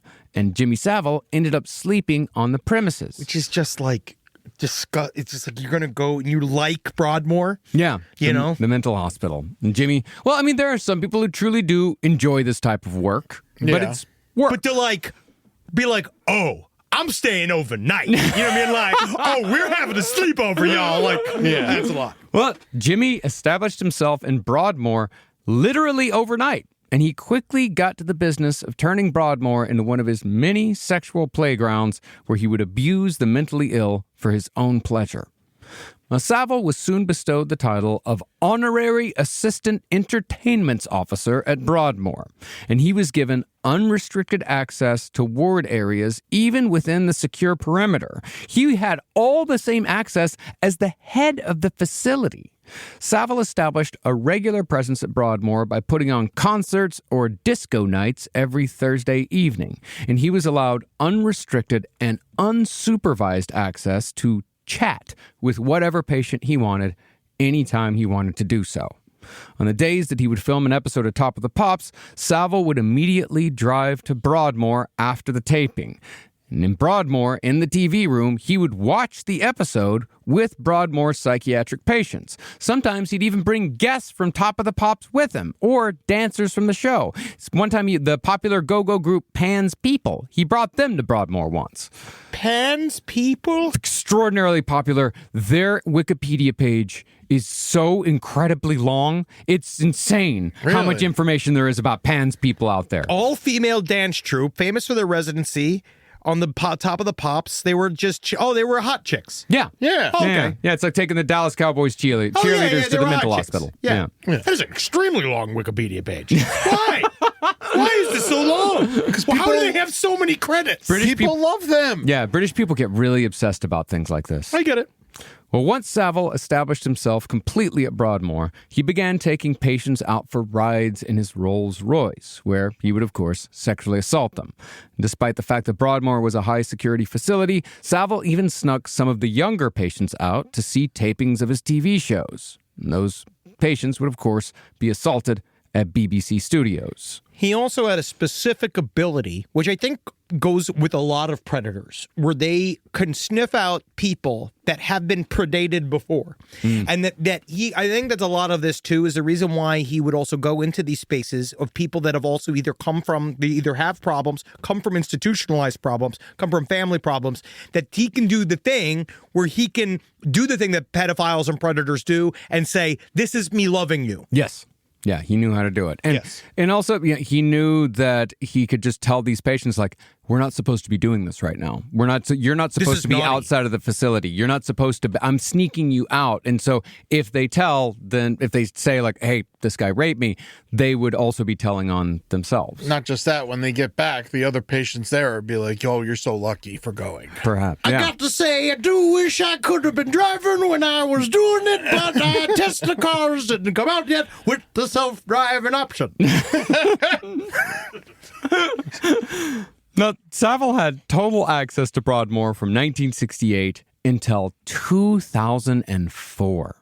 And while the Department of Health found only 11 allegations of sexual abuse reported by patients... Still only 11. Only 11. But yeah. between 1968 and 2004, Yes. I mean, the real number is certainly triple, quadruple, hundreds. 10 possibly. times. Yeah. 10 times. It is like literally he was doing it for decades with impunity as a group. Yeah, they wouldn't write it down when people would complain. Yes. Yeah. But for Savile, Broadmoor wasn't just about his own physical gratification. He was also learning, teaching, and commiserating with other men who shared his predilections. According to a psychiatric nurse who worked at Broadmoor for 30 years, the pedophile patients gravitated towards Jimmy Savile whenever he was there, and they often had long, private conversations. It's almost like they had workshops. Dude, Yeah. he, again, this is a thing that happens with pedophiles. Yeah. This happens. They sense it. And they get together and they strategize. And then this is a thing that, they all said this, is that they would find him. They'd be like, Jimmy Savile would go missing. Famous man in the world. And he's hanging out with a bunch of pedophiles around him in a circle, Laughing his ass off. holding court and talking to all of them seriously, like talking to them closer than he would talk to the patients and close to the staff. Yeah. And they're all but they'd all go yeah. No. Oh, Actually, no, they wouldn't. Like, the staff knew there was something wrong with him. Yeah, I mean, how could you not? Yeah, like the nurse that told that story, they said that they long considered Jimmy Savile, as did many of his colleagues, to be a man with a severe personality disorder and a man who had an obvious liking for children. But because Savile had charmed the administration and because he was good press, no restrictions were ever put on Savile's visits. Because that's the thing.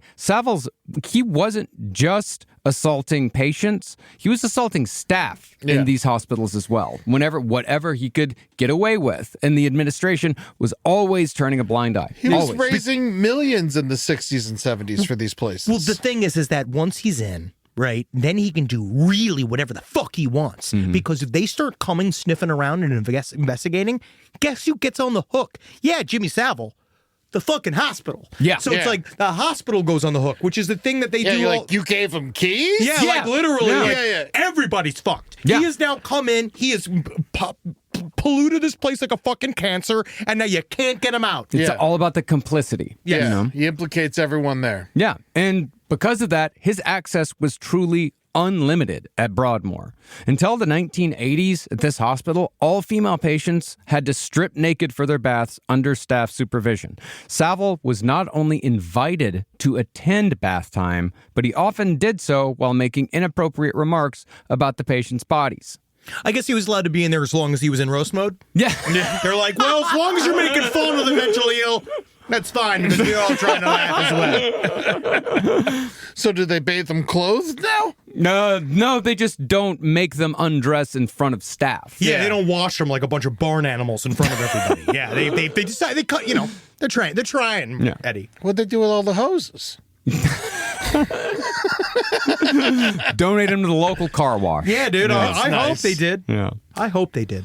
But perhaps even worse than Jimmy's exploits at Broadmoor, which we'll explore further in the last episode, was what Jimmy Savile got up to at Broadmoor's sister facility, Rampton Psychiatric Hospital. Patients at Rampton were all mentally disabled, or in Jimmy Savile's parlance, subnormal. These patients were naturally drawn to Savile's clownish appearance and demeanor. And while none of these patients reported abuse, most of them didn't even have the ability to express that they had suffered abuse. Several of the staff at Rampton confirmed that Savile had unlimited, unsupervised access to Rampton patients for decades. Now, as if preying on the mentally ill and the mentally disabled wasn't bad enough, it's not. The second. I'm still on Jimmy's side. Yeah, this is the Mount Rushmore of email. We're gonna need to ramp this up. Unfortunately, we're gonna need to ramp this up a little bit. Well, the second of Jimmy's three favorite facilities was the National Spinal Injury Center at Stoke Mandeville. Many of the patients there were paralyzed either temporarily or permanently, and investigations found that Savile abused at least 63 people connected to Stoke Mandeville over the decades he spent there, although the real number, again, is certainly far, far, far higher. Savile wormed his way into Stoke Mandeville in 1968 while making an episode of Savile's Travels. And even before he began taping the episode, he digitally penetrated a young patient's vagina after asking her to come sit in his lap. He got away with it, so Savile knew that he had found another playground. Stoke Mandeville is where Savile infamously volunteered as an overnight porter, transporting both the living and the dead in the middle of the night when no one else was watching. According to several staff, Savile was creepy and particularly loved taking bodies to the mortuary. Here, of course, is where we get into the necrophilia. Oh, yeah, we do. Now, Jimmy Savile gave an interview in the early 70s in which he revealed why he loved working at hospitals, and specifically why he loved working at the morgue. He said that he had an aptitude for dead people, that when he was holding somebody that just died, he was filled with tremendous love. Apparently, the person doing the interview didn't ask him why the fuck he was holding dead bodies. Yeah, how often are we holding this dead body? Like, how often is this happening? What's the scenario? When is it happening? Do their families know that you're holding these dead bodies? No, I usually just grab at them. Honestly, when I'm dealing with bodies, normally it's with pitchforks. Yeah. And normally I'm kind of in the middle of like a cleaning up a war-like situation. Yeah. So normally when I'm handling dead bodies, I'm like, when is it going to be 5 p.m.? Yeah, I just like to lift and drop. You just lift up the hand, let it pop down. Lift up the hand, let it plop down again. Do you know that the BBC, this is the official count of victims from the BBC. It is 214. 214. And that's the official count. The official count, and that's across that's at the BBC, that's all the hospitals. That is mentioned accusations. Wow. That is reported accusations. Damn. Well, Savile said that he was filled with envy when he was around a dead body because the dead had left behind all the problems. If somebody were to tell him tonight that he wouldn't wake up the next morning, he said, it would fill him with tremendous joy. At times, he claimed that he couldn't wait to die. And that's, for me, it's such an interesting statement because it almost says that it's on some level he knew that he was a monster. That he was an aberration. That he knew that like the world is going to be a better place when I'm not here anymore. But he also believed that in a way he was better than the rest of society. Like what you're seeing here is a true narcissist. And he also died with a smile on his face. Yes. And because I think that this is the same I feel that these are all the same as a multi-millionaire living in an RV on purpose, right? Like he is downgraded. He has no physical possessions. His clothing is one thing, right? They would say he had clothing and he would get these types of stuff. He had apartments throughout. Like, But he was obsessed with appearing as this sort of like, I'm just a humdrum man of the people that just washes his underwear in the sink each night. I don't bring multiple pieces of underwear. He would wash his underwear each night when he would go away, when he'd travel. He wouldn't bring any clothes. He would stink. He would do this whole thing. Fucking disgusting. And these things are all things I think that are connected. Yeah. Weirdly enough, because it's fake. It's this fake, because in his mind, my call here is that when he's in the RV, he's like, I know life so much better than everybody else. And I know that all life is about is rape and money. And that's what I do. Yeah. And these guys are all losers for having families and lives and thoughts and emotion. Everybody else is a fucking loser. Yeah. We all know that no British people ever thought like that. No. No. Except for dear sweet Andrew. Dear sweet Prince Andrew.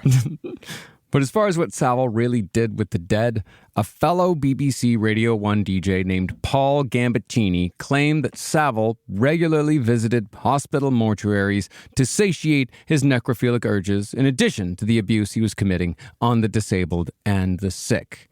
Because remember, like Savile is an overnight porter. He's transporting paralyzed people from room to room, and he's alone with them much of the time. And he would run to go to take the bodies down to the morgue. And eventually they were like, you're not supposed to be doing this. And to the point where they were like, all right, fine, you can do it. Yeah. He was insisting on doing it. And then he also said that there was nothing like he would joke about playing with the bodies as soon as they were still warm. Yeah.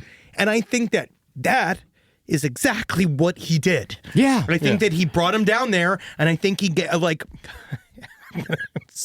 he gave it a couple of honks and licks. Yeah. Like literally, he put grandma down. He went honk honk, licked his pussy a little bit, and then was like, You know, that's how they start the entire show. Really? Yeah, it's just like him like hanging around the morgue too often. Yeah. That's how they start. That's how they kick off the entire thing. That's great. Yeah. There's a lot of things we've covered on last podcast on the left where we're like, oh, there's some exaggerations here. Oh, we don't. You can take this with a grain of salt.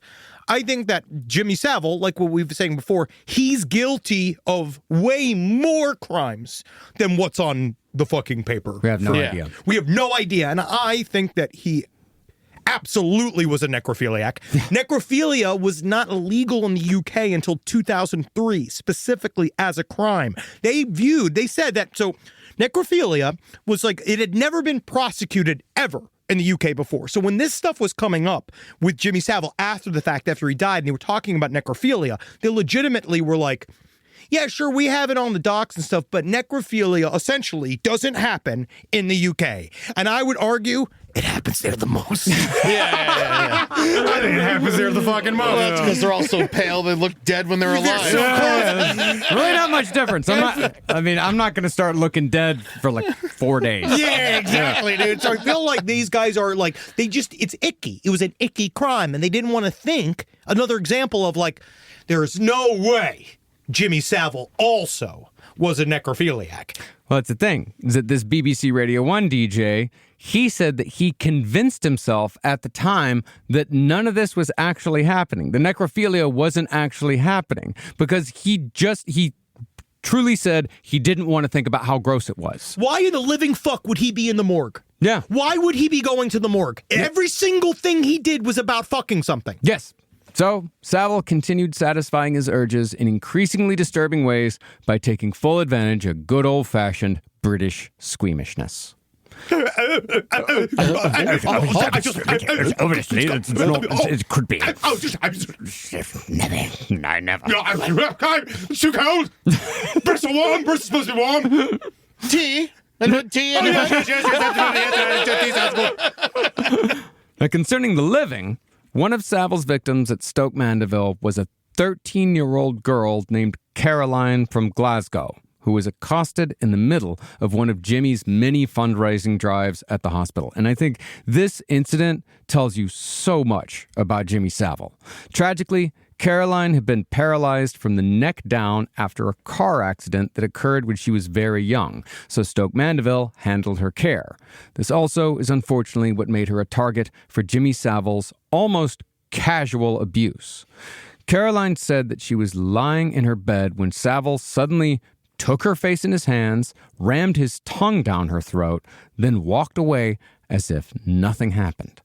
Caroline did indeed tell her family, "Hey, Jimmy Savile stuck his tongue down my throat," but nobody believed her because nobody could accept that Jimmy Savile, of all people, had done something so horrible. But that's how casual it's become I know, for him. that's casual. Yeah, That's so what I'm saying. that's- It's just so casual. he And probably that's how thought it was a joke. Well, Almost. No, not even. It's just, that's what he does to people. Yeah. It's like, oh, you're a lady there, right? You're laying in here. You A lady, want it's a 13-year-old girl. That's in his head, right? This is Jimmy's brain. You wanna fuck me. All Yeah. you guys wanna fuck me, even though he's talking to invalids and 13-year-old. He's walking around like he's Justin Bieber, acting like this is all like, you guys are all my fans and not people that are like legitimately like dead bound. To That's your example, Justin Bieber?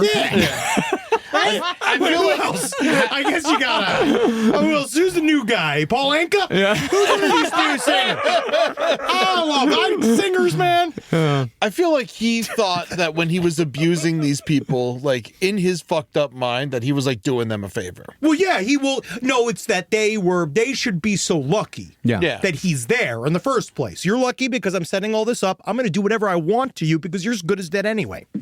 Now, while Stoke Mandeville and Broadmoor certainly provided Savile with a lot of victims, there was no institution more plentiful nor more willing to give Savile access than the Duncroft-approved school for girls. And again, it's insane that people let a man like Jimmy Savile anywhere near this place. It's insane that they let a man anywhere near this place. Yeah, it's yeah. But yeah, right?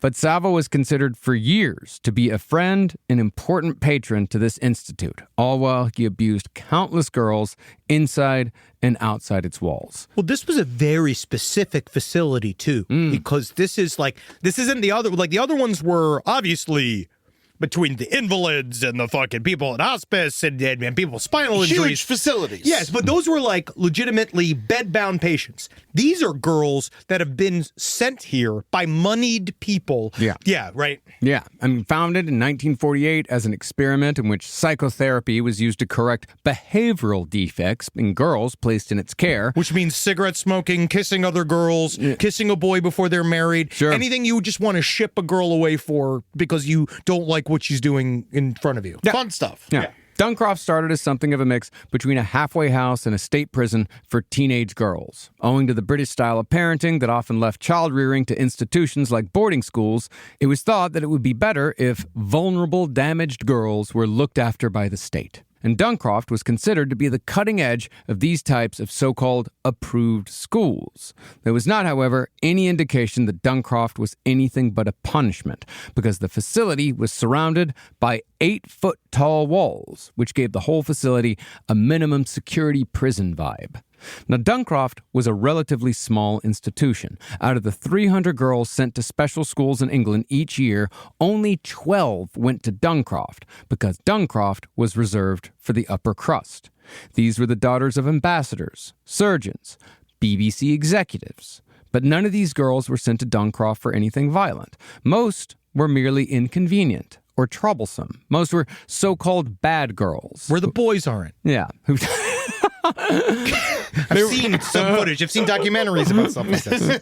They were sent to Duncroft for running away from home, using drugs, having eating disorders, engaging in underage sex. In other words, these were girls who wanted to act older than their age. And that made them prime targets for a master manipulator like Jimmy Savile. Because that's what Jimmy Savile's game is at Duncroft. It's manipulation. Well, now it's like these girls, they kind of deserve it. Yeah, no, this is Jimmy Savile. That is his right? thinking, yeah. Now, the headmistress at Duncroft was a woman named Margaret Jones, who often threw garden parties at the Institute and liked to use the upper-class connections of the Duncroft girls to bring her closer to celebrity and fame. Yeah, she was a star fucker. She was a star fucker defined. A string of minor royals and British actors none of us have ever heard of. Oh, what do you mean? Like Dundleby Bubblebutt I love Ripperton Gendelman. I love these guys. He played the teapot, and the teapot goes to the Big Ben. I love British comedy. I love British people. Yeah, it's like Brian Broncroft. And it's like no idea. Another dead guy. Yeah. But these people were paraded through Duncroft during the years Margaret Jones ran the place. So when Jimmy Savile rolled up in his trademark Rolls Royce, he was simply another celebrity for Margaret to add to her collection. Later, Jones would claim that she was hoodwinked by Jimmy Savile, defending herself by saying, "Nobody ever complained about Jimmy Savile. Why would I even ask questions? He was let in so many other places. It's Jimmy Savile." But from what it seems like... No, the guy's a fucking creep, and he looks like it. Yeah. He's like literally the creepiest fucker on the face of the fucking planet. Well, from what it seems like, Savile simply slotted himself into Duncroft's established systems, and Margaret Jones either wasn't paying attention or she was too dazzled by Jimmy's celebrity status to care about what he was doing. See, the girls at Duncroft were basically controlled by cigarettes and records, which doesn't sound like it would work. But I will admit that at certain times in my life, the only things that mattered to me in this entire world were cigarettes and records. And I would have done almost anything to get more of both. Now it's nicotine gum and records. Well, I'm on the patch now. Yeah. He's got 3 patches on. He's got some on his feet. No, these guys are... I've been on Nicorette for, it's only been like 6 years. That's all. That's all. Yeah. He's not addicted to that. He's not addicted. No, he's cured. But you know what it is, too? Is there's nothing to do all day. And it's prison rules. It's prison rules because that's like, when you're in prison, that's the stuff you play for. You play for cigarettes, you play for sweet and low packets and shit. That's what you do. Well, it's not just that, but it's also, it's addiction. Like they use the addiction to control these girls. It's using addiction and joy. As far as how the girls at Duncroft were controlled by these twin sirens of cigarettes and records, their days revolved around cleaning the facility and working in the kitchen. And if they were well behaved and did all their assignments, they got 40 cigarettes a week that they could smoke in the commons room while listening to records. That's fun. But if the girls were ill-tempered or didn't do their work, their cigarettes were taken away, and they would be sentenced to solitary confinement in a silent, padded room for an indeterminate amount of time. It's like that shit that you hear all the time. Like, people are like wrongly in prison. They start to like become like what people assume they are. Mm-hmm. Oh, sure. And it's like that. Oh, yeah, of course. Thing, Oh, no, they're being told they're bad kids and they're bad teenagers. So now, like, that's why I think they're unfortunately like the perfect victims for Jimmy Savile. Yeah. When Jimmy Savile showed up at Duncroft in 1974, he immediately saw how to take advantage of this situation. He would arrive with armloads of candy, records, and cigarettes, the currency of Duncroft, and he would be greeted by a posse of girls every time he showed up in his Rolls Royce.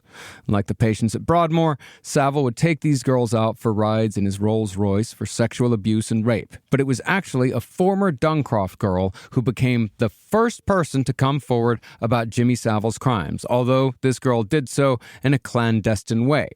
Her name was Kat Ward, and it was the online memoir that she wrote prior to Jimmy Savile's death that set reporters on the trail that led them to discover Savile's massive web of evil, although Kat only referred to Savile as J.S. Now, Ward said that when Savile took her out on drives in his Rolls Royce, just like he did with dozens of other girls, Savile would grope her. He would then promise cigarettes, records, and trips to the BBC. And in exchange, he demanded oral sex. When Kat finally did it, she gagged on his ejaculate, and as she was gagging, Savile leaned over to open her car door as if it was a routine he was well used to, saying, "Not in the car, not in the car," almost impatiently. This treatment, favors like cigarettes or trips to tapings in exchange for oral sex, came to be known as Jimmy Specials. And they were so common that Jimmy Specials came to be a known phrase around the BBC. But if a girl didn't care about cigarettes or records, Jimmy had a far more insidious tactic. He'd tell the girl that if she didn't give a Jimmy Special, he'd tell all the other girls that the one who'd refused had, quote, ruined it for everyone, thus threatening total social exclusion.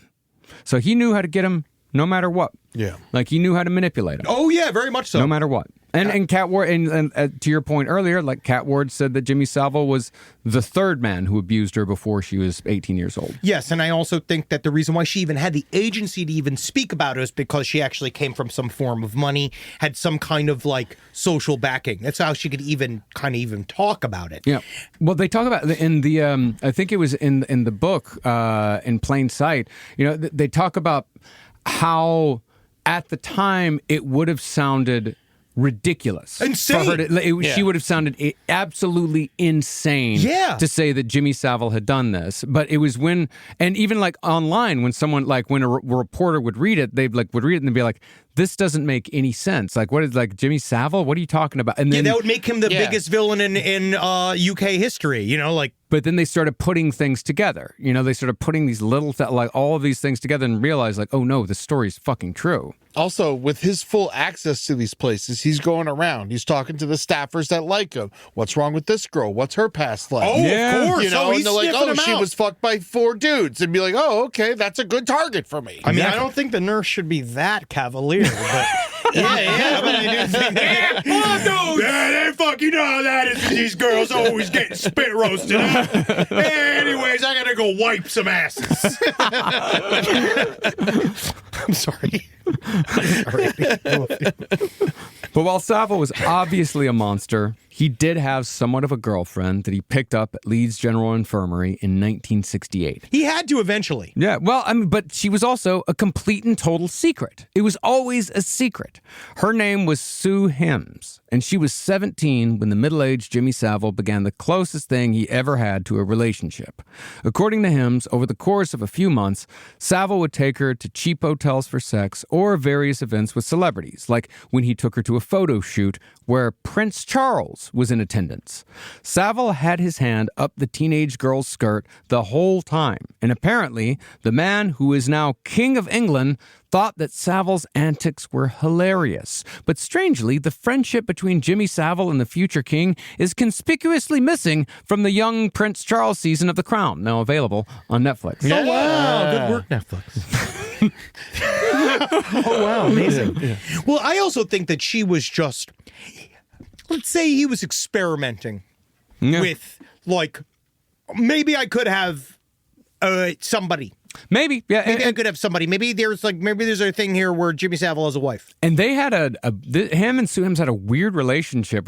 She like moved to Munich in like 1970. She got married in like 73, 74. He molested her. Right? Well, as a kid. And then they got back together. Well, she got married and then she got divorced in like 1991. And then they started dating again. But of course, he treated her like shit the whole time. He would tell people like, oh, she's a homeless woman that I found. I found her at a shelter. And they would continue to see each other. But she was one of those people like, that was just Jimmy's way. Yeah. Well, she's a different type of beard. Well, she's an enabler. And I'd probably go as far as to say... I wouldn't call her an enabler. No, I wouldn't say, because she's also a victim. Yeah, she's also... I'd say both, but then I think that unfortunately sometimes victims become enablers. Unfortunately, it's one of the worst parts about this type of shit is that you can convince somebody, you can rape them, then convince them, oh, that was back in the day, it's over, now I'm having you here, you then help me Yeah. Always. Having you in the room helps me every time. That's why Ghislaine was there. Yeah. But But he was she was in the same It wasn't position. that like Sue Hims was just like he never told anyone this is my girlfriend. No. He would just have her around and he would insult her anytime someone asked who is this person. I think that's what he'd like to do. yeah. I think Ghislaine was there because she was also good with spreadsheets. Yes, you're right. She was. Because Epstein was not organized. We saw those emails. Now, since Jimmy Savile had developed such a stellar reputation as a philanthropist and a broadcaster by the end of the 1970s, the BBC gave him yet another show, Speakeasy, which was the first chat show ever aired on BBC Radio 1. Over the course of this hour-long program, Savile would talk about what he thought really mattered to the teenagers of the day, which was his area of expertise since he was indeed England's oldest teenager. But according to a researcher that worked on the show, a stream of underage girls flowed into Savile's caravan, which was parked just outside a BBC reception during Speakeasy tapings. Additionally, the co-producer of religious broadcasting at the BBC, Reverend John Lang, fully supported Jimmy Savile's access to kids. Marcus, please. Because Jimmy Savile had also done a lot of work with the Catholic Church. I will not say. You want to talk about the BBC? Fine. You want to talk about Broadmoor School? Fine. You come for my church? Savile, you come for the Catholic You Church. come for my church? Yeah, the greatest church in all the world. God help us, man. And don't forget, everyone, there's only 4 or 5 more JK Ultra shows left in the store, so come see us. Tulsa, so. Yeah. Now, since Jimmy Savile seemingly couldn't miss when it came to entertainment, the government hired him to be a spokesperson for a massive campaign in the early 1970s encouraging Brits to wear seatbelts in cars. This resulted in a BBC series called Clunk Click, which ran for 8 weeks and became a surprise smash hit. We just started doing stuff in the wrong time period, man. It's like shit just used to be easier, dude. I got a whole show about seatbelts. Green light, Jimmy. Oh, yeah. Let me see. Is that a child stuck in your penis? Get her out of here. She's a slut. I need you out there fucking showing me how to put a seatbelt on. Well, Clunk Click was so successful that Jimmy Savile's name became synonymous with the phrase Clunk, click, every trip. clunk, click, every trip. The clunk is closing the car door. Click is putting the seatbelt on. Oh. And PSAs... Oh, the clunk was punching your wife. Click was loading the gun. That's the American. Oh, you're right. Yeah. Sorry. That replaced click it and ticket. You're right. I'm sorry.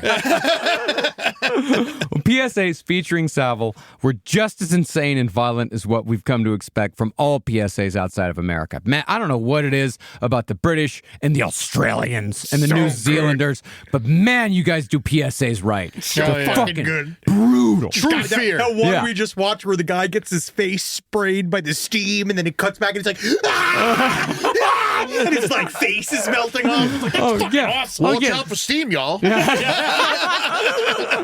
Steam's not just for Balbos.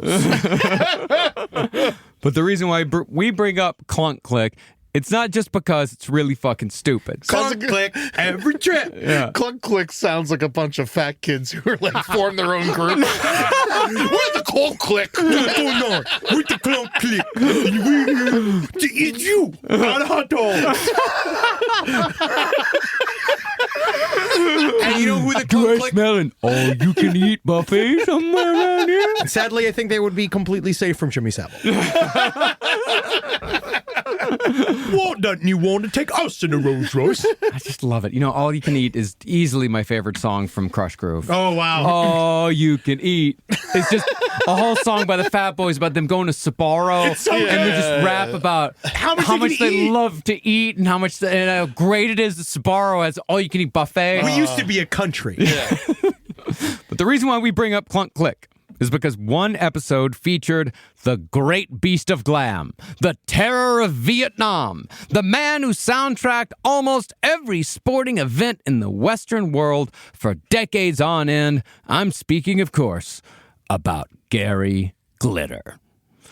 Now, while Gary Glitter is known in America for just one song, Hey! God, It's unfortunately great. Yeah, it really is. Just makes me want to have sex with a child. God, I love that song. Actually, that's how I got into, like, my first band is, like, me and my cousin were really high, and, like, just one night, started going, child pornography, hey! Child pornography, hey! And then we had such fun, they were like, we should start writing songs. Yeah. See? And then we ended up we started Hugs a Bunch of Freeloaders. You Don't never forget Gary Glitter's other big hit, Do You Wanna Touch? Yeah, do you want to touch? Yeah, do you want to touch me now? Yeah. He was a massively popular artist in the UK during the 1970s. He was fucking huge. And he was also, as far as we know, the only musician that Jimmy Savile fully brought into his circle of evil. Oh, good for Gary. Yeah. See, while Gary Glitter is better known for his 1997 arrest for child pornography and the years-long odyssey of perversion across Southeast Asia that came afterward, he'd been abusing girls in the UK since at least the 1970s, often with Jimmy Savile and often in plain sight. In one episode of Clunk Click, for example, Gary Glitter was invited by Jimmy Savile to sit down between two teenage girls sitting on beanbag chairs. Glitter settled between them and said, I'll get two. And to this, Savile replied, yes, you get two. I should be giving girls away. Savile and Glitter then proceeded to grip and embrace these girls on camera, all while the girls looked obviously and incredibly uncomfortable. As it turned out, these girls were actually taken from Duncroft, and they were there on the permission of the headmistress. Each girl had been offered cash to sit on the beanbags with Gary and Jimmy, and that's a fucking pedophile duo if I ever heard one. Honestly, Gary and Jimmy. You know what would be too with that too? If I was a pedophile, like, I'd be so nervous meeting them. You know, like, it's like one of those where I'd be like, oh my God, they say never meet your heroes. I wonder what it's going to be like meeting Gary and fucking Jimmy. I wonder what they're going to be like. I hope they like me. Well, apparently Gary Glitter's about to die, finally in prison. Yes. Oh! Yeah. He's on his deathbed right now. Actually, is he in Broadmoor? No, he's just in one of the prisons. Yeah. Reportedly, Jimmy Savile gave the girls cash to be on camera with him and Gary, but he took the cash back after the show's taping. And what was far worse is after Savile took back the cash, the girls were taken to Savile's dressing room where they were given alcohol and passed between Gary and Jimmy, all on BBC property. Now, things were obviously getting, let's just say... Is it wrong that I'm, like, mad about the cash? Yeah. I'm just like, it's really, it's like all the things. Give them money. That's just the entertainer in you. That's what that is. You just know what that feels like. Yeah, man. Yeah. Now, things were obviously getting, let's say, out of hand at the BBC. And while investigators got close to Jimmy Savile, they still missed the mark time after time, and that was often because the BBC would not let investigators get close to Jimmy Savile. When a 15-year-old dancer on Top of the Pops died by suicide, for example, her diary revealed that she had not only been groomed by multiple BBC employees, but had also been plied with drugs before having horrific sexual encounters with a certain BBC Radio 1 DJ. What she wrote was so bad that people refused to print it. The suicide and the diary led to an investigation, but even though Jimmy Savile was not named as the DJ in the diary, the victim's half-brother indeed confirmed that Savile was their man. Savile, of course, refused to cooperate in the investigation in any way whatsoever, because Jimmy Savile was also learning that when shit got serious, stonewalling was an extremely effective last line of defense. If you listen to any of it, like cops did eventually at one time talk to him. And, Trump, that's what they do. Nope. Yeah. Nope. They just say, nope. Absolutely not. Never happened. Never happened. That was always and getting mad about it, too. Never back down. Yeah. All Never women admit a fucking fault. Once. Not just Never that. say I'm sorry one time. If you say I'm sorry once, It's over. The whole thing comes down. That's how women get the brain damage. That's what he would fucking do. Yeah. But while the investigation did reveal that exploitation of underage girls was happening at the BBC, no one was arrested and no changes were made to policy. In fact, the BBC invented stories to discredit the victim instead, making her seem unstable and willing to do anything to be famous. I think that was the diary where she talked about how he smelled. Yeah. That was the one thing about how the smell of him made her gag. That when he took off his pants, the smell of his crotch was so overwhelming. Yeah. Well, and that was also a part of his game. He wanted to make it as bad as possible. Yeah. He knew that it was even more of a punishment. God, I just, it's so hard to be like, I wish she would have fucking just written his name, but that's also just an awful thing to It's a whole thing. It's hard. It's extremely fucking hard. You don't want your life destroyed. As a victim, you get your life destroyed But she first. committed suicide. Yes, and that's what happened. Yep. Now, Savile did make a statement in the wake of the dancer's suicide, but it was only to say that the halls of the BBC were free of seductions, free of drug taking. Savile, however, also took the opportunity, and this was another one of Savile's big tricks, to admit to a little wrongdoing to distract from his far larger crime. Yeah, limited hangout. He would say, sure, he had sex with lots of teenage girls, but he always made sure that they were above the age of 16. And he always made sure... Because, he's checking IDs. Always. Yeah, well, the cops that are in the room at the time are checking the Always IDs. checking IDs. And he always made sure to visit the homes of these girls and become friends with the parents of the girls he had sex with. Like, how that... You guys remember that, right? Yes. Like, when... Every time I hooked up with a girl, I would go and look for her family on social media, and I'd send a message to her mother or father and say, oh my God, I was just inside your daughter. I wonder what you're like. Yeah. Yeah. What's your deal? Yeah, do you like scotch or like anything like that? Like, what's your dream blunt rotation? Hey, listen, I was just inside your daughter. My main question is, what's your Desert Island album? And he was our age when he was doing this. Oh, I know. He was openly justifying this behavior to the press as a 43, 44-year-old man. And they just sat and chuckled. But in some cases, Savile was at least telling something of a half-truth. According to one of Savile's drivers, Jimmy once took 6 teenage girls into his caravan, and all 6 stayed the night. The next morning, one of the girls' parents were out waiting outside the caravan for Jimmy. But Savile was able to charm the parents so easily with his fame and his oddly disarming manner that they invited him back to their home for breakfast. This is where good old-fashioned American fucking real, this is the only time I missed this. It was I feel like you do this in Alabama, and the guy rolls up to get you out of the caravan. I could see something. I could see it going another way. Actually, in Alabama, it's far more likely to go the pedophile's way. Yeah, absolutely. Remember Jeff Sessions? Remember that guy? He was the Attorney General of Alabama. I'm trying to silver line it. In Texas, growing up, most of the girls that I went to high school with dated men in their 20s, 30s, sometimes in their 40s, and it was seen as normal. It's different. Some of them even get married, those men. I'm desperate for happiness.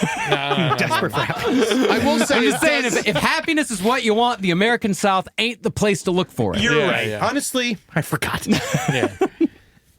Well, this obfuscation, however, was what Savile was best at. He would change the context of anything, saying that the girls were of legal age and that the parents knew and approved. And if he had done something truly awful, then surely the media would have reported it and ended his career by this point. He's literally doing the narcissist prayer. Yeah.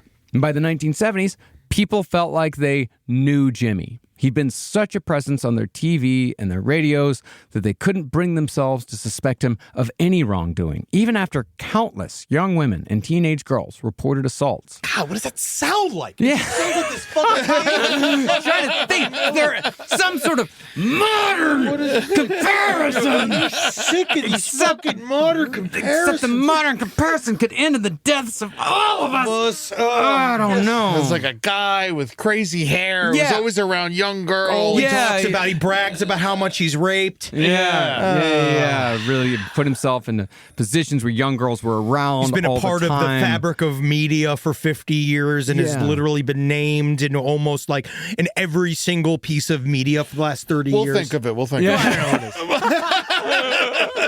it is.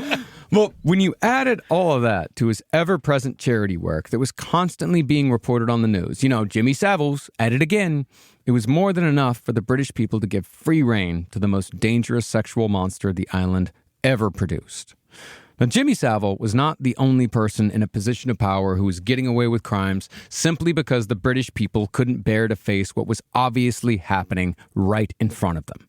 See, during one of Jimmy's many trips to Rampton Psychiatric Hospital, that's the one that treated the mentally disabled, Savile took 10 patients for a tour of the beaches and, more importantly, the ice cream shops of Scarborough. Savile and his guests were welcomed by the Lord Mayor of Scarborough, Peter Giaconelli, who was another one of the United Kingdom's great sexual monsters.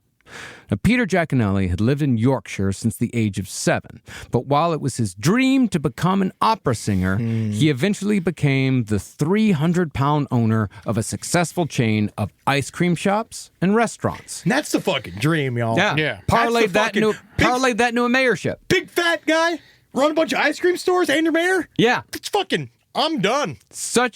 And that's the thing. He also trained as an opera singer for a long time, so he has a party trick. Well, such was Giaconelli's girth that he actually earned a Guinness record for eating 512 oysters in 48 minutes. Stop making on me like national this television. guy. I like this fucking guy so far. He literally is the walrus from Alice in Wonderland.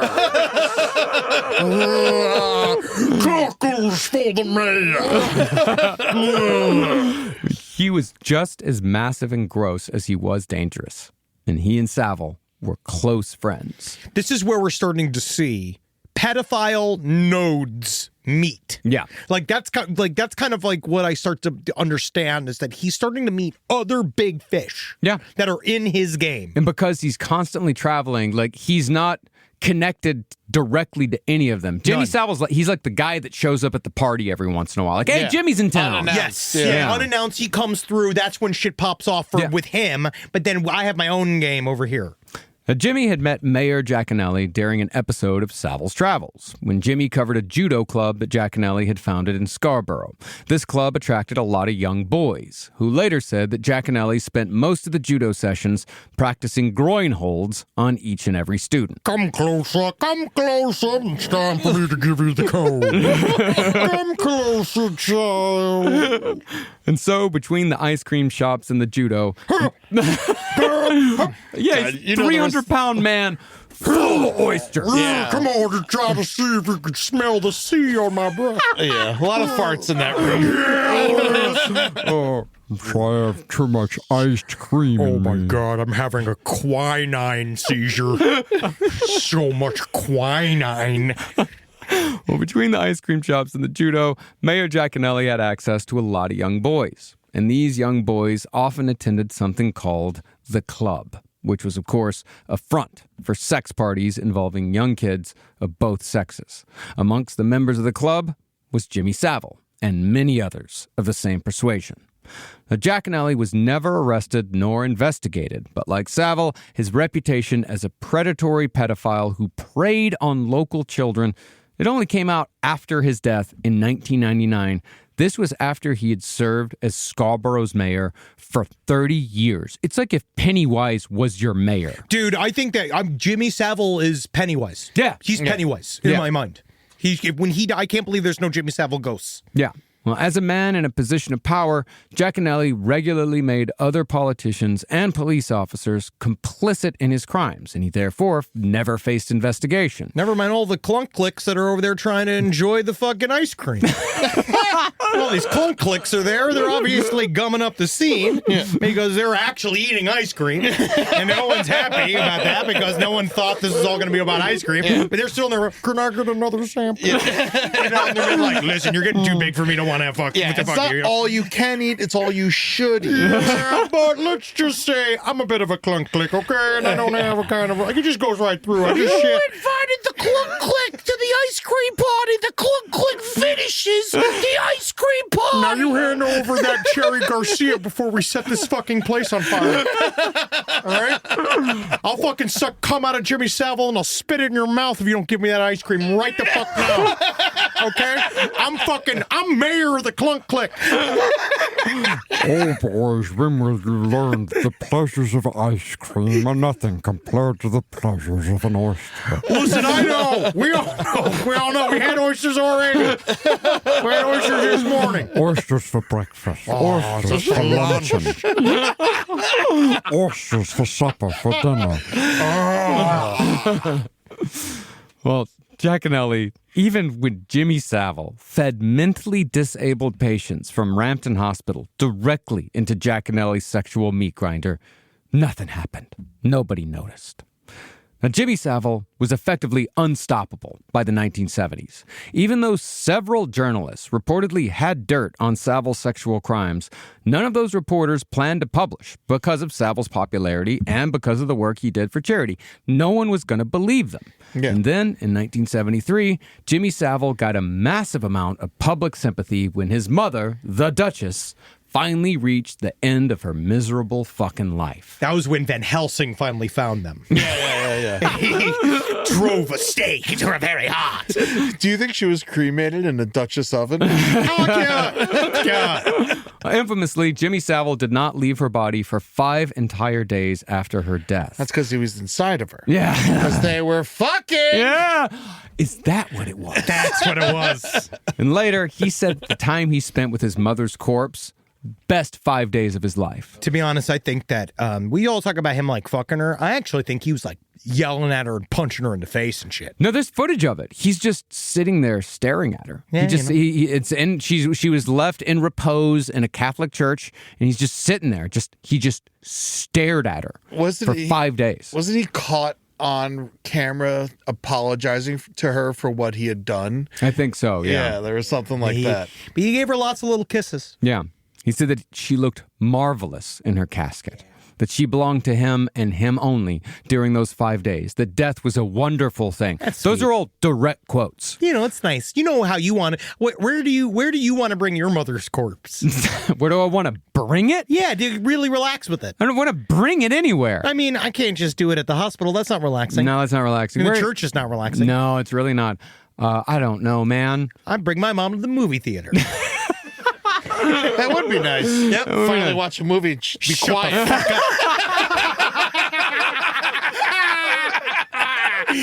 it's a little dude humor. Yeah, it's a little guy humor, like something for the guys. Well, later, when people brought up how disturbing his statements about his mother's death were in hindsight, Jimmy Savile changed his tune. He said, no, actually, he waited 5 days to bury her because the ground was too frozen to dig a grave. Jimmy Savile, however, kept the Duchess's room exactly as it was for decades afterward, and he had her clothes dry cleaned once a year for the rest of his life. This, of course, put Savile in the same playpen as our dear Ed Gein. And yes, I do know that Jimmy Savile is never proven to have killed anyone, but that's the third serial killer I have compared him to. Oh, yeah. And if a man can be compared to several serial killers, then that makes a pretty good argument for his inclusion on the Mount Rushmore of evil. You never want to remind anybody of a serial killer. Yeah. But isn't 3 a few and several? Don't you fucking... I am not doing this here. I'm not doing this today. I thought about this. It's just, like, linguistically, few didn't really work in the sentence. I do believe. Yeah. If a man could be compared to a few serial killers, that sounds kind of casual, you know? A few, several. But several holds weight. Yeah, several is a word that, you know, when you need a little bit of oomph. We can all be compared to a few serial killers. Everyone, sure. Everybody. One or two, you know? Yeah. But the Jimmy Savile... That's a couple. Fuck you, fuck this. But when he did the Louis Theroux series, we see this. Yeah, he showed it. Like, he shows him in his mother's room, but it is why that interview was so important is that you also see Jimmy Savile being like, why are you in here? Yeah. And being like, I want you to look at this for a second. We don't need to stay in here. And then Louis Theroux's like, no, why is it like this? And you see him try to control it, look at the cameras, know that he's on camera and he can't do anything about it. And he's just like, it's a memorial. It's a memorial. Like, he's like trying to act like it's like not strange. He was combative at every turn in that interview, and he still convinced Theroux somehow. Well, no, with Theroux, I think that it's just because Theroux was just... He could not fully say, like afterwards now, Theroux saying it's the worst man he's ever met. Mm-hmm. But he was saying that when he was dealing with him, this was before all the accusations had, I mean, obviously it was there were some, he asked him straight up. He asked him. And I think that he was just trying to be like, in his way, he was investigating weirdos. So at the time, he was just like, oh, he could just be an absolute impenetrable weirdo. Because that's what you want to believe. Of course. Yeah, because I think, didn't Thoreau say that Jimmy Savile was one of his heroes? Yes. Yeah, he looked up to him. He wanted him. Even fucking Louis Thoreau wanted him to be a good man. He was excited to meet him. Yeah. But once Jimmy Savile's grieving period was over, he was more popular than ever. And after the wild success of the 8-episode-long seatbelt safety show Clunk Click, the BBC offered Jimmy Savile an ongoing show all his own. Just after the death of his mother, Savile took a meeting with a BBC executive who said that Savile had been fixing things for people all his life. That's all he does. He's talking about his charity work. So why don't they try a program where Savile fixes things for people on film? Without a pause, Jimmy Savile agreed to do the show, saying, we'll call it Jim'll Fix It. JIM''L. As Savile put it in the meeting, the double L made the title, quote, come easily off the tongue. And it's with Jim'll Fix It, Savile's numerous connections to the British royal family, and his long-deserved death that we will return next week for the conclusion to this series. Jesus fucking finish this shit. You know, though, it's fascinating. It is fascinating. It is incredibly fascinating. It is really it's hard.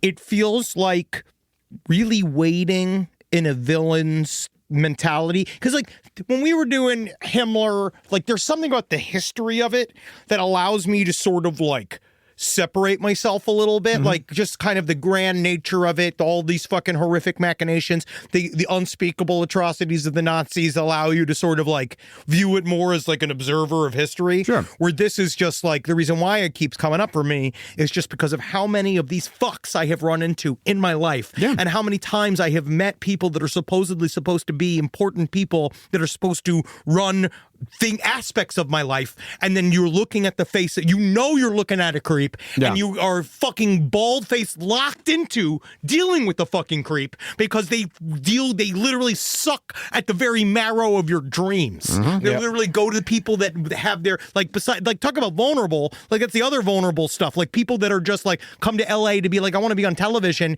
and then they are just sucked into a fucking machine that destroys their very soul. Oh, yeah. That's why we go DIY. Never had to deal with anybody. Nah. It's very nice. We don't got a boss. Nope. Except for Sweet Father Time. Yes. At patreon.com/lastpodcast on the left. You can give us money to get ad-free episodes. You can also watch us live on our last stream on the left show every Tuesday, 5 p.m. PST. Oh, yeah. And don't forget to watch us on Netflix.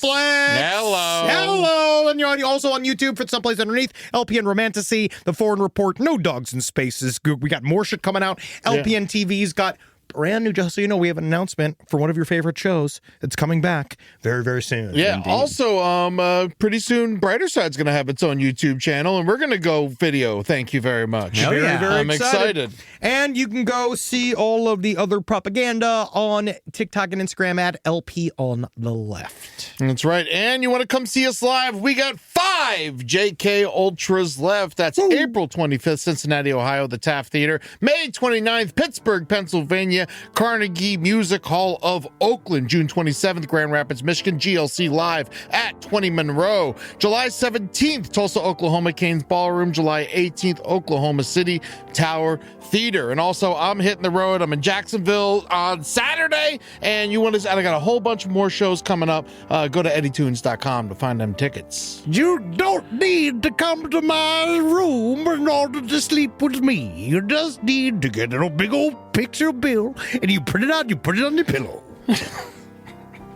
Yeah, you know what I'm going to do. Yeah. I'm just trying to find a Normally place it's for not as funny this time. No, it's not. It's just something for me. Yeah. No, It's my pain. give your sign off. Go ahead. Hail Satan. Yeah, and Gain. Hell, Booga-dooba-dooba-shooba-doo. fuck. Hell, it just Princess Diana? sure. Yeah. Yeah, because she tried to get all the landmines. How's about this? Hell, the Spice Girls. Spice Girls. Spice Girls are great. You know what? I give a lot of shit to Baby Spice. I think she's lovely. Yeah, I think. Hail Oh, we Baby don't know her Spice. personally, but I I think. don't know her personally, but I like her. I like the cut of her chin. So do I. So, was that your spice? my Spice? Yeah, what was your spice? Which one did you like most? I was an Old Bay guy. No, I actually didn't like any of them. You didn't like any of them. No, I wasn't a fan. I couldn't stand the Spice Girls. I like ginger spice. I liked Natalie Imbruglia. Ah, very nice. That was my. just problem. about Yeah. it makes me torn. You fucking pieces of fucking shit. Fuck you. Scary Spice. Yeah, Of course, definitely. We know. Yeah, there was no bony Spice. Yeah. Wow, you're so scary spice coded. Yeah. Wendy's believes summer should be more fun and less expensive, which is why, for a limited time, they're making their small classic Frosty just $1. Because let's be real, summer and Frosty just go together. So come on down and celebrate $1 Frosty summer at Wendy's with a hot deal on your favorite cool summer treat. But this deal melts away when summer does, so get it while it's hot. Or, cold. Limited time only at participating U.S. Wendy's. This podcast is brought to you by Squarespace. Whether you're just starting out or scaling your business, Squarespace is the all-in-one website platform designed to help your business stand out and succeed online. Squarespace gives you everything you need to offer services and get paid, all in one place. From consultations to events and experiences, showcase your offerings with a customizable website designed to attract clients and grow your business. The best part about it is it can help you design a funnel in which you can very quickly record commercials so that you can get it done while you are desperately trying to get on break. That's the best part about Squarespace. It can really shorten up the time you spend doing things. You got to get in there. Use Squarespace. Man, is it fast. It is absolutely incredible. You're going to love your experience at Squarespace. Head to squarespace.com/left for a free trial. And when you're ready to launch, use offer code LEFT to save 10% off your first purchase of a website or domain.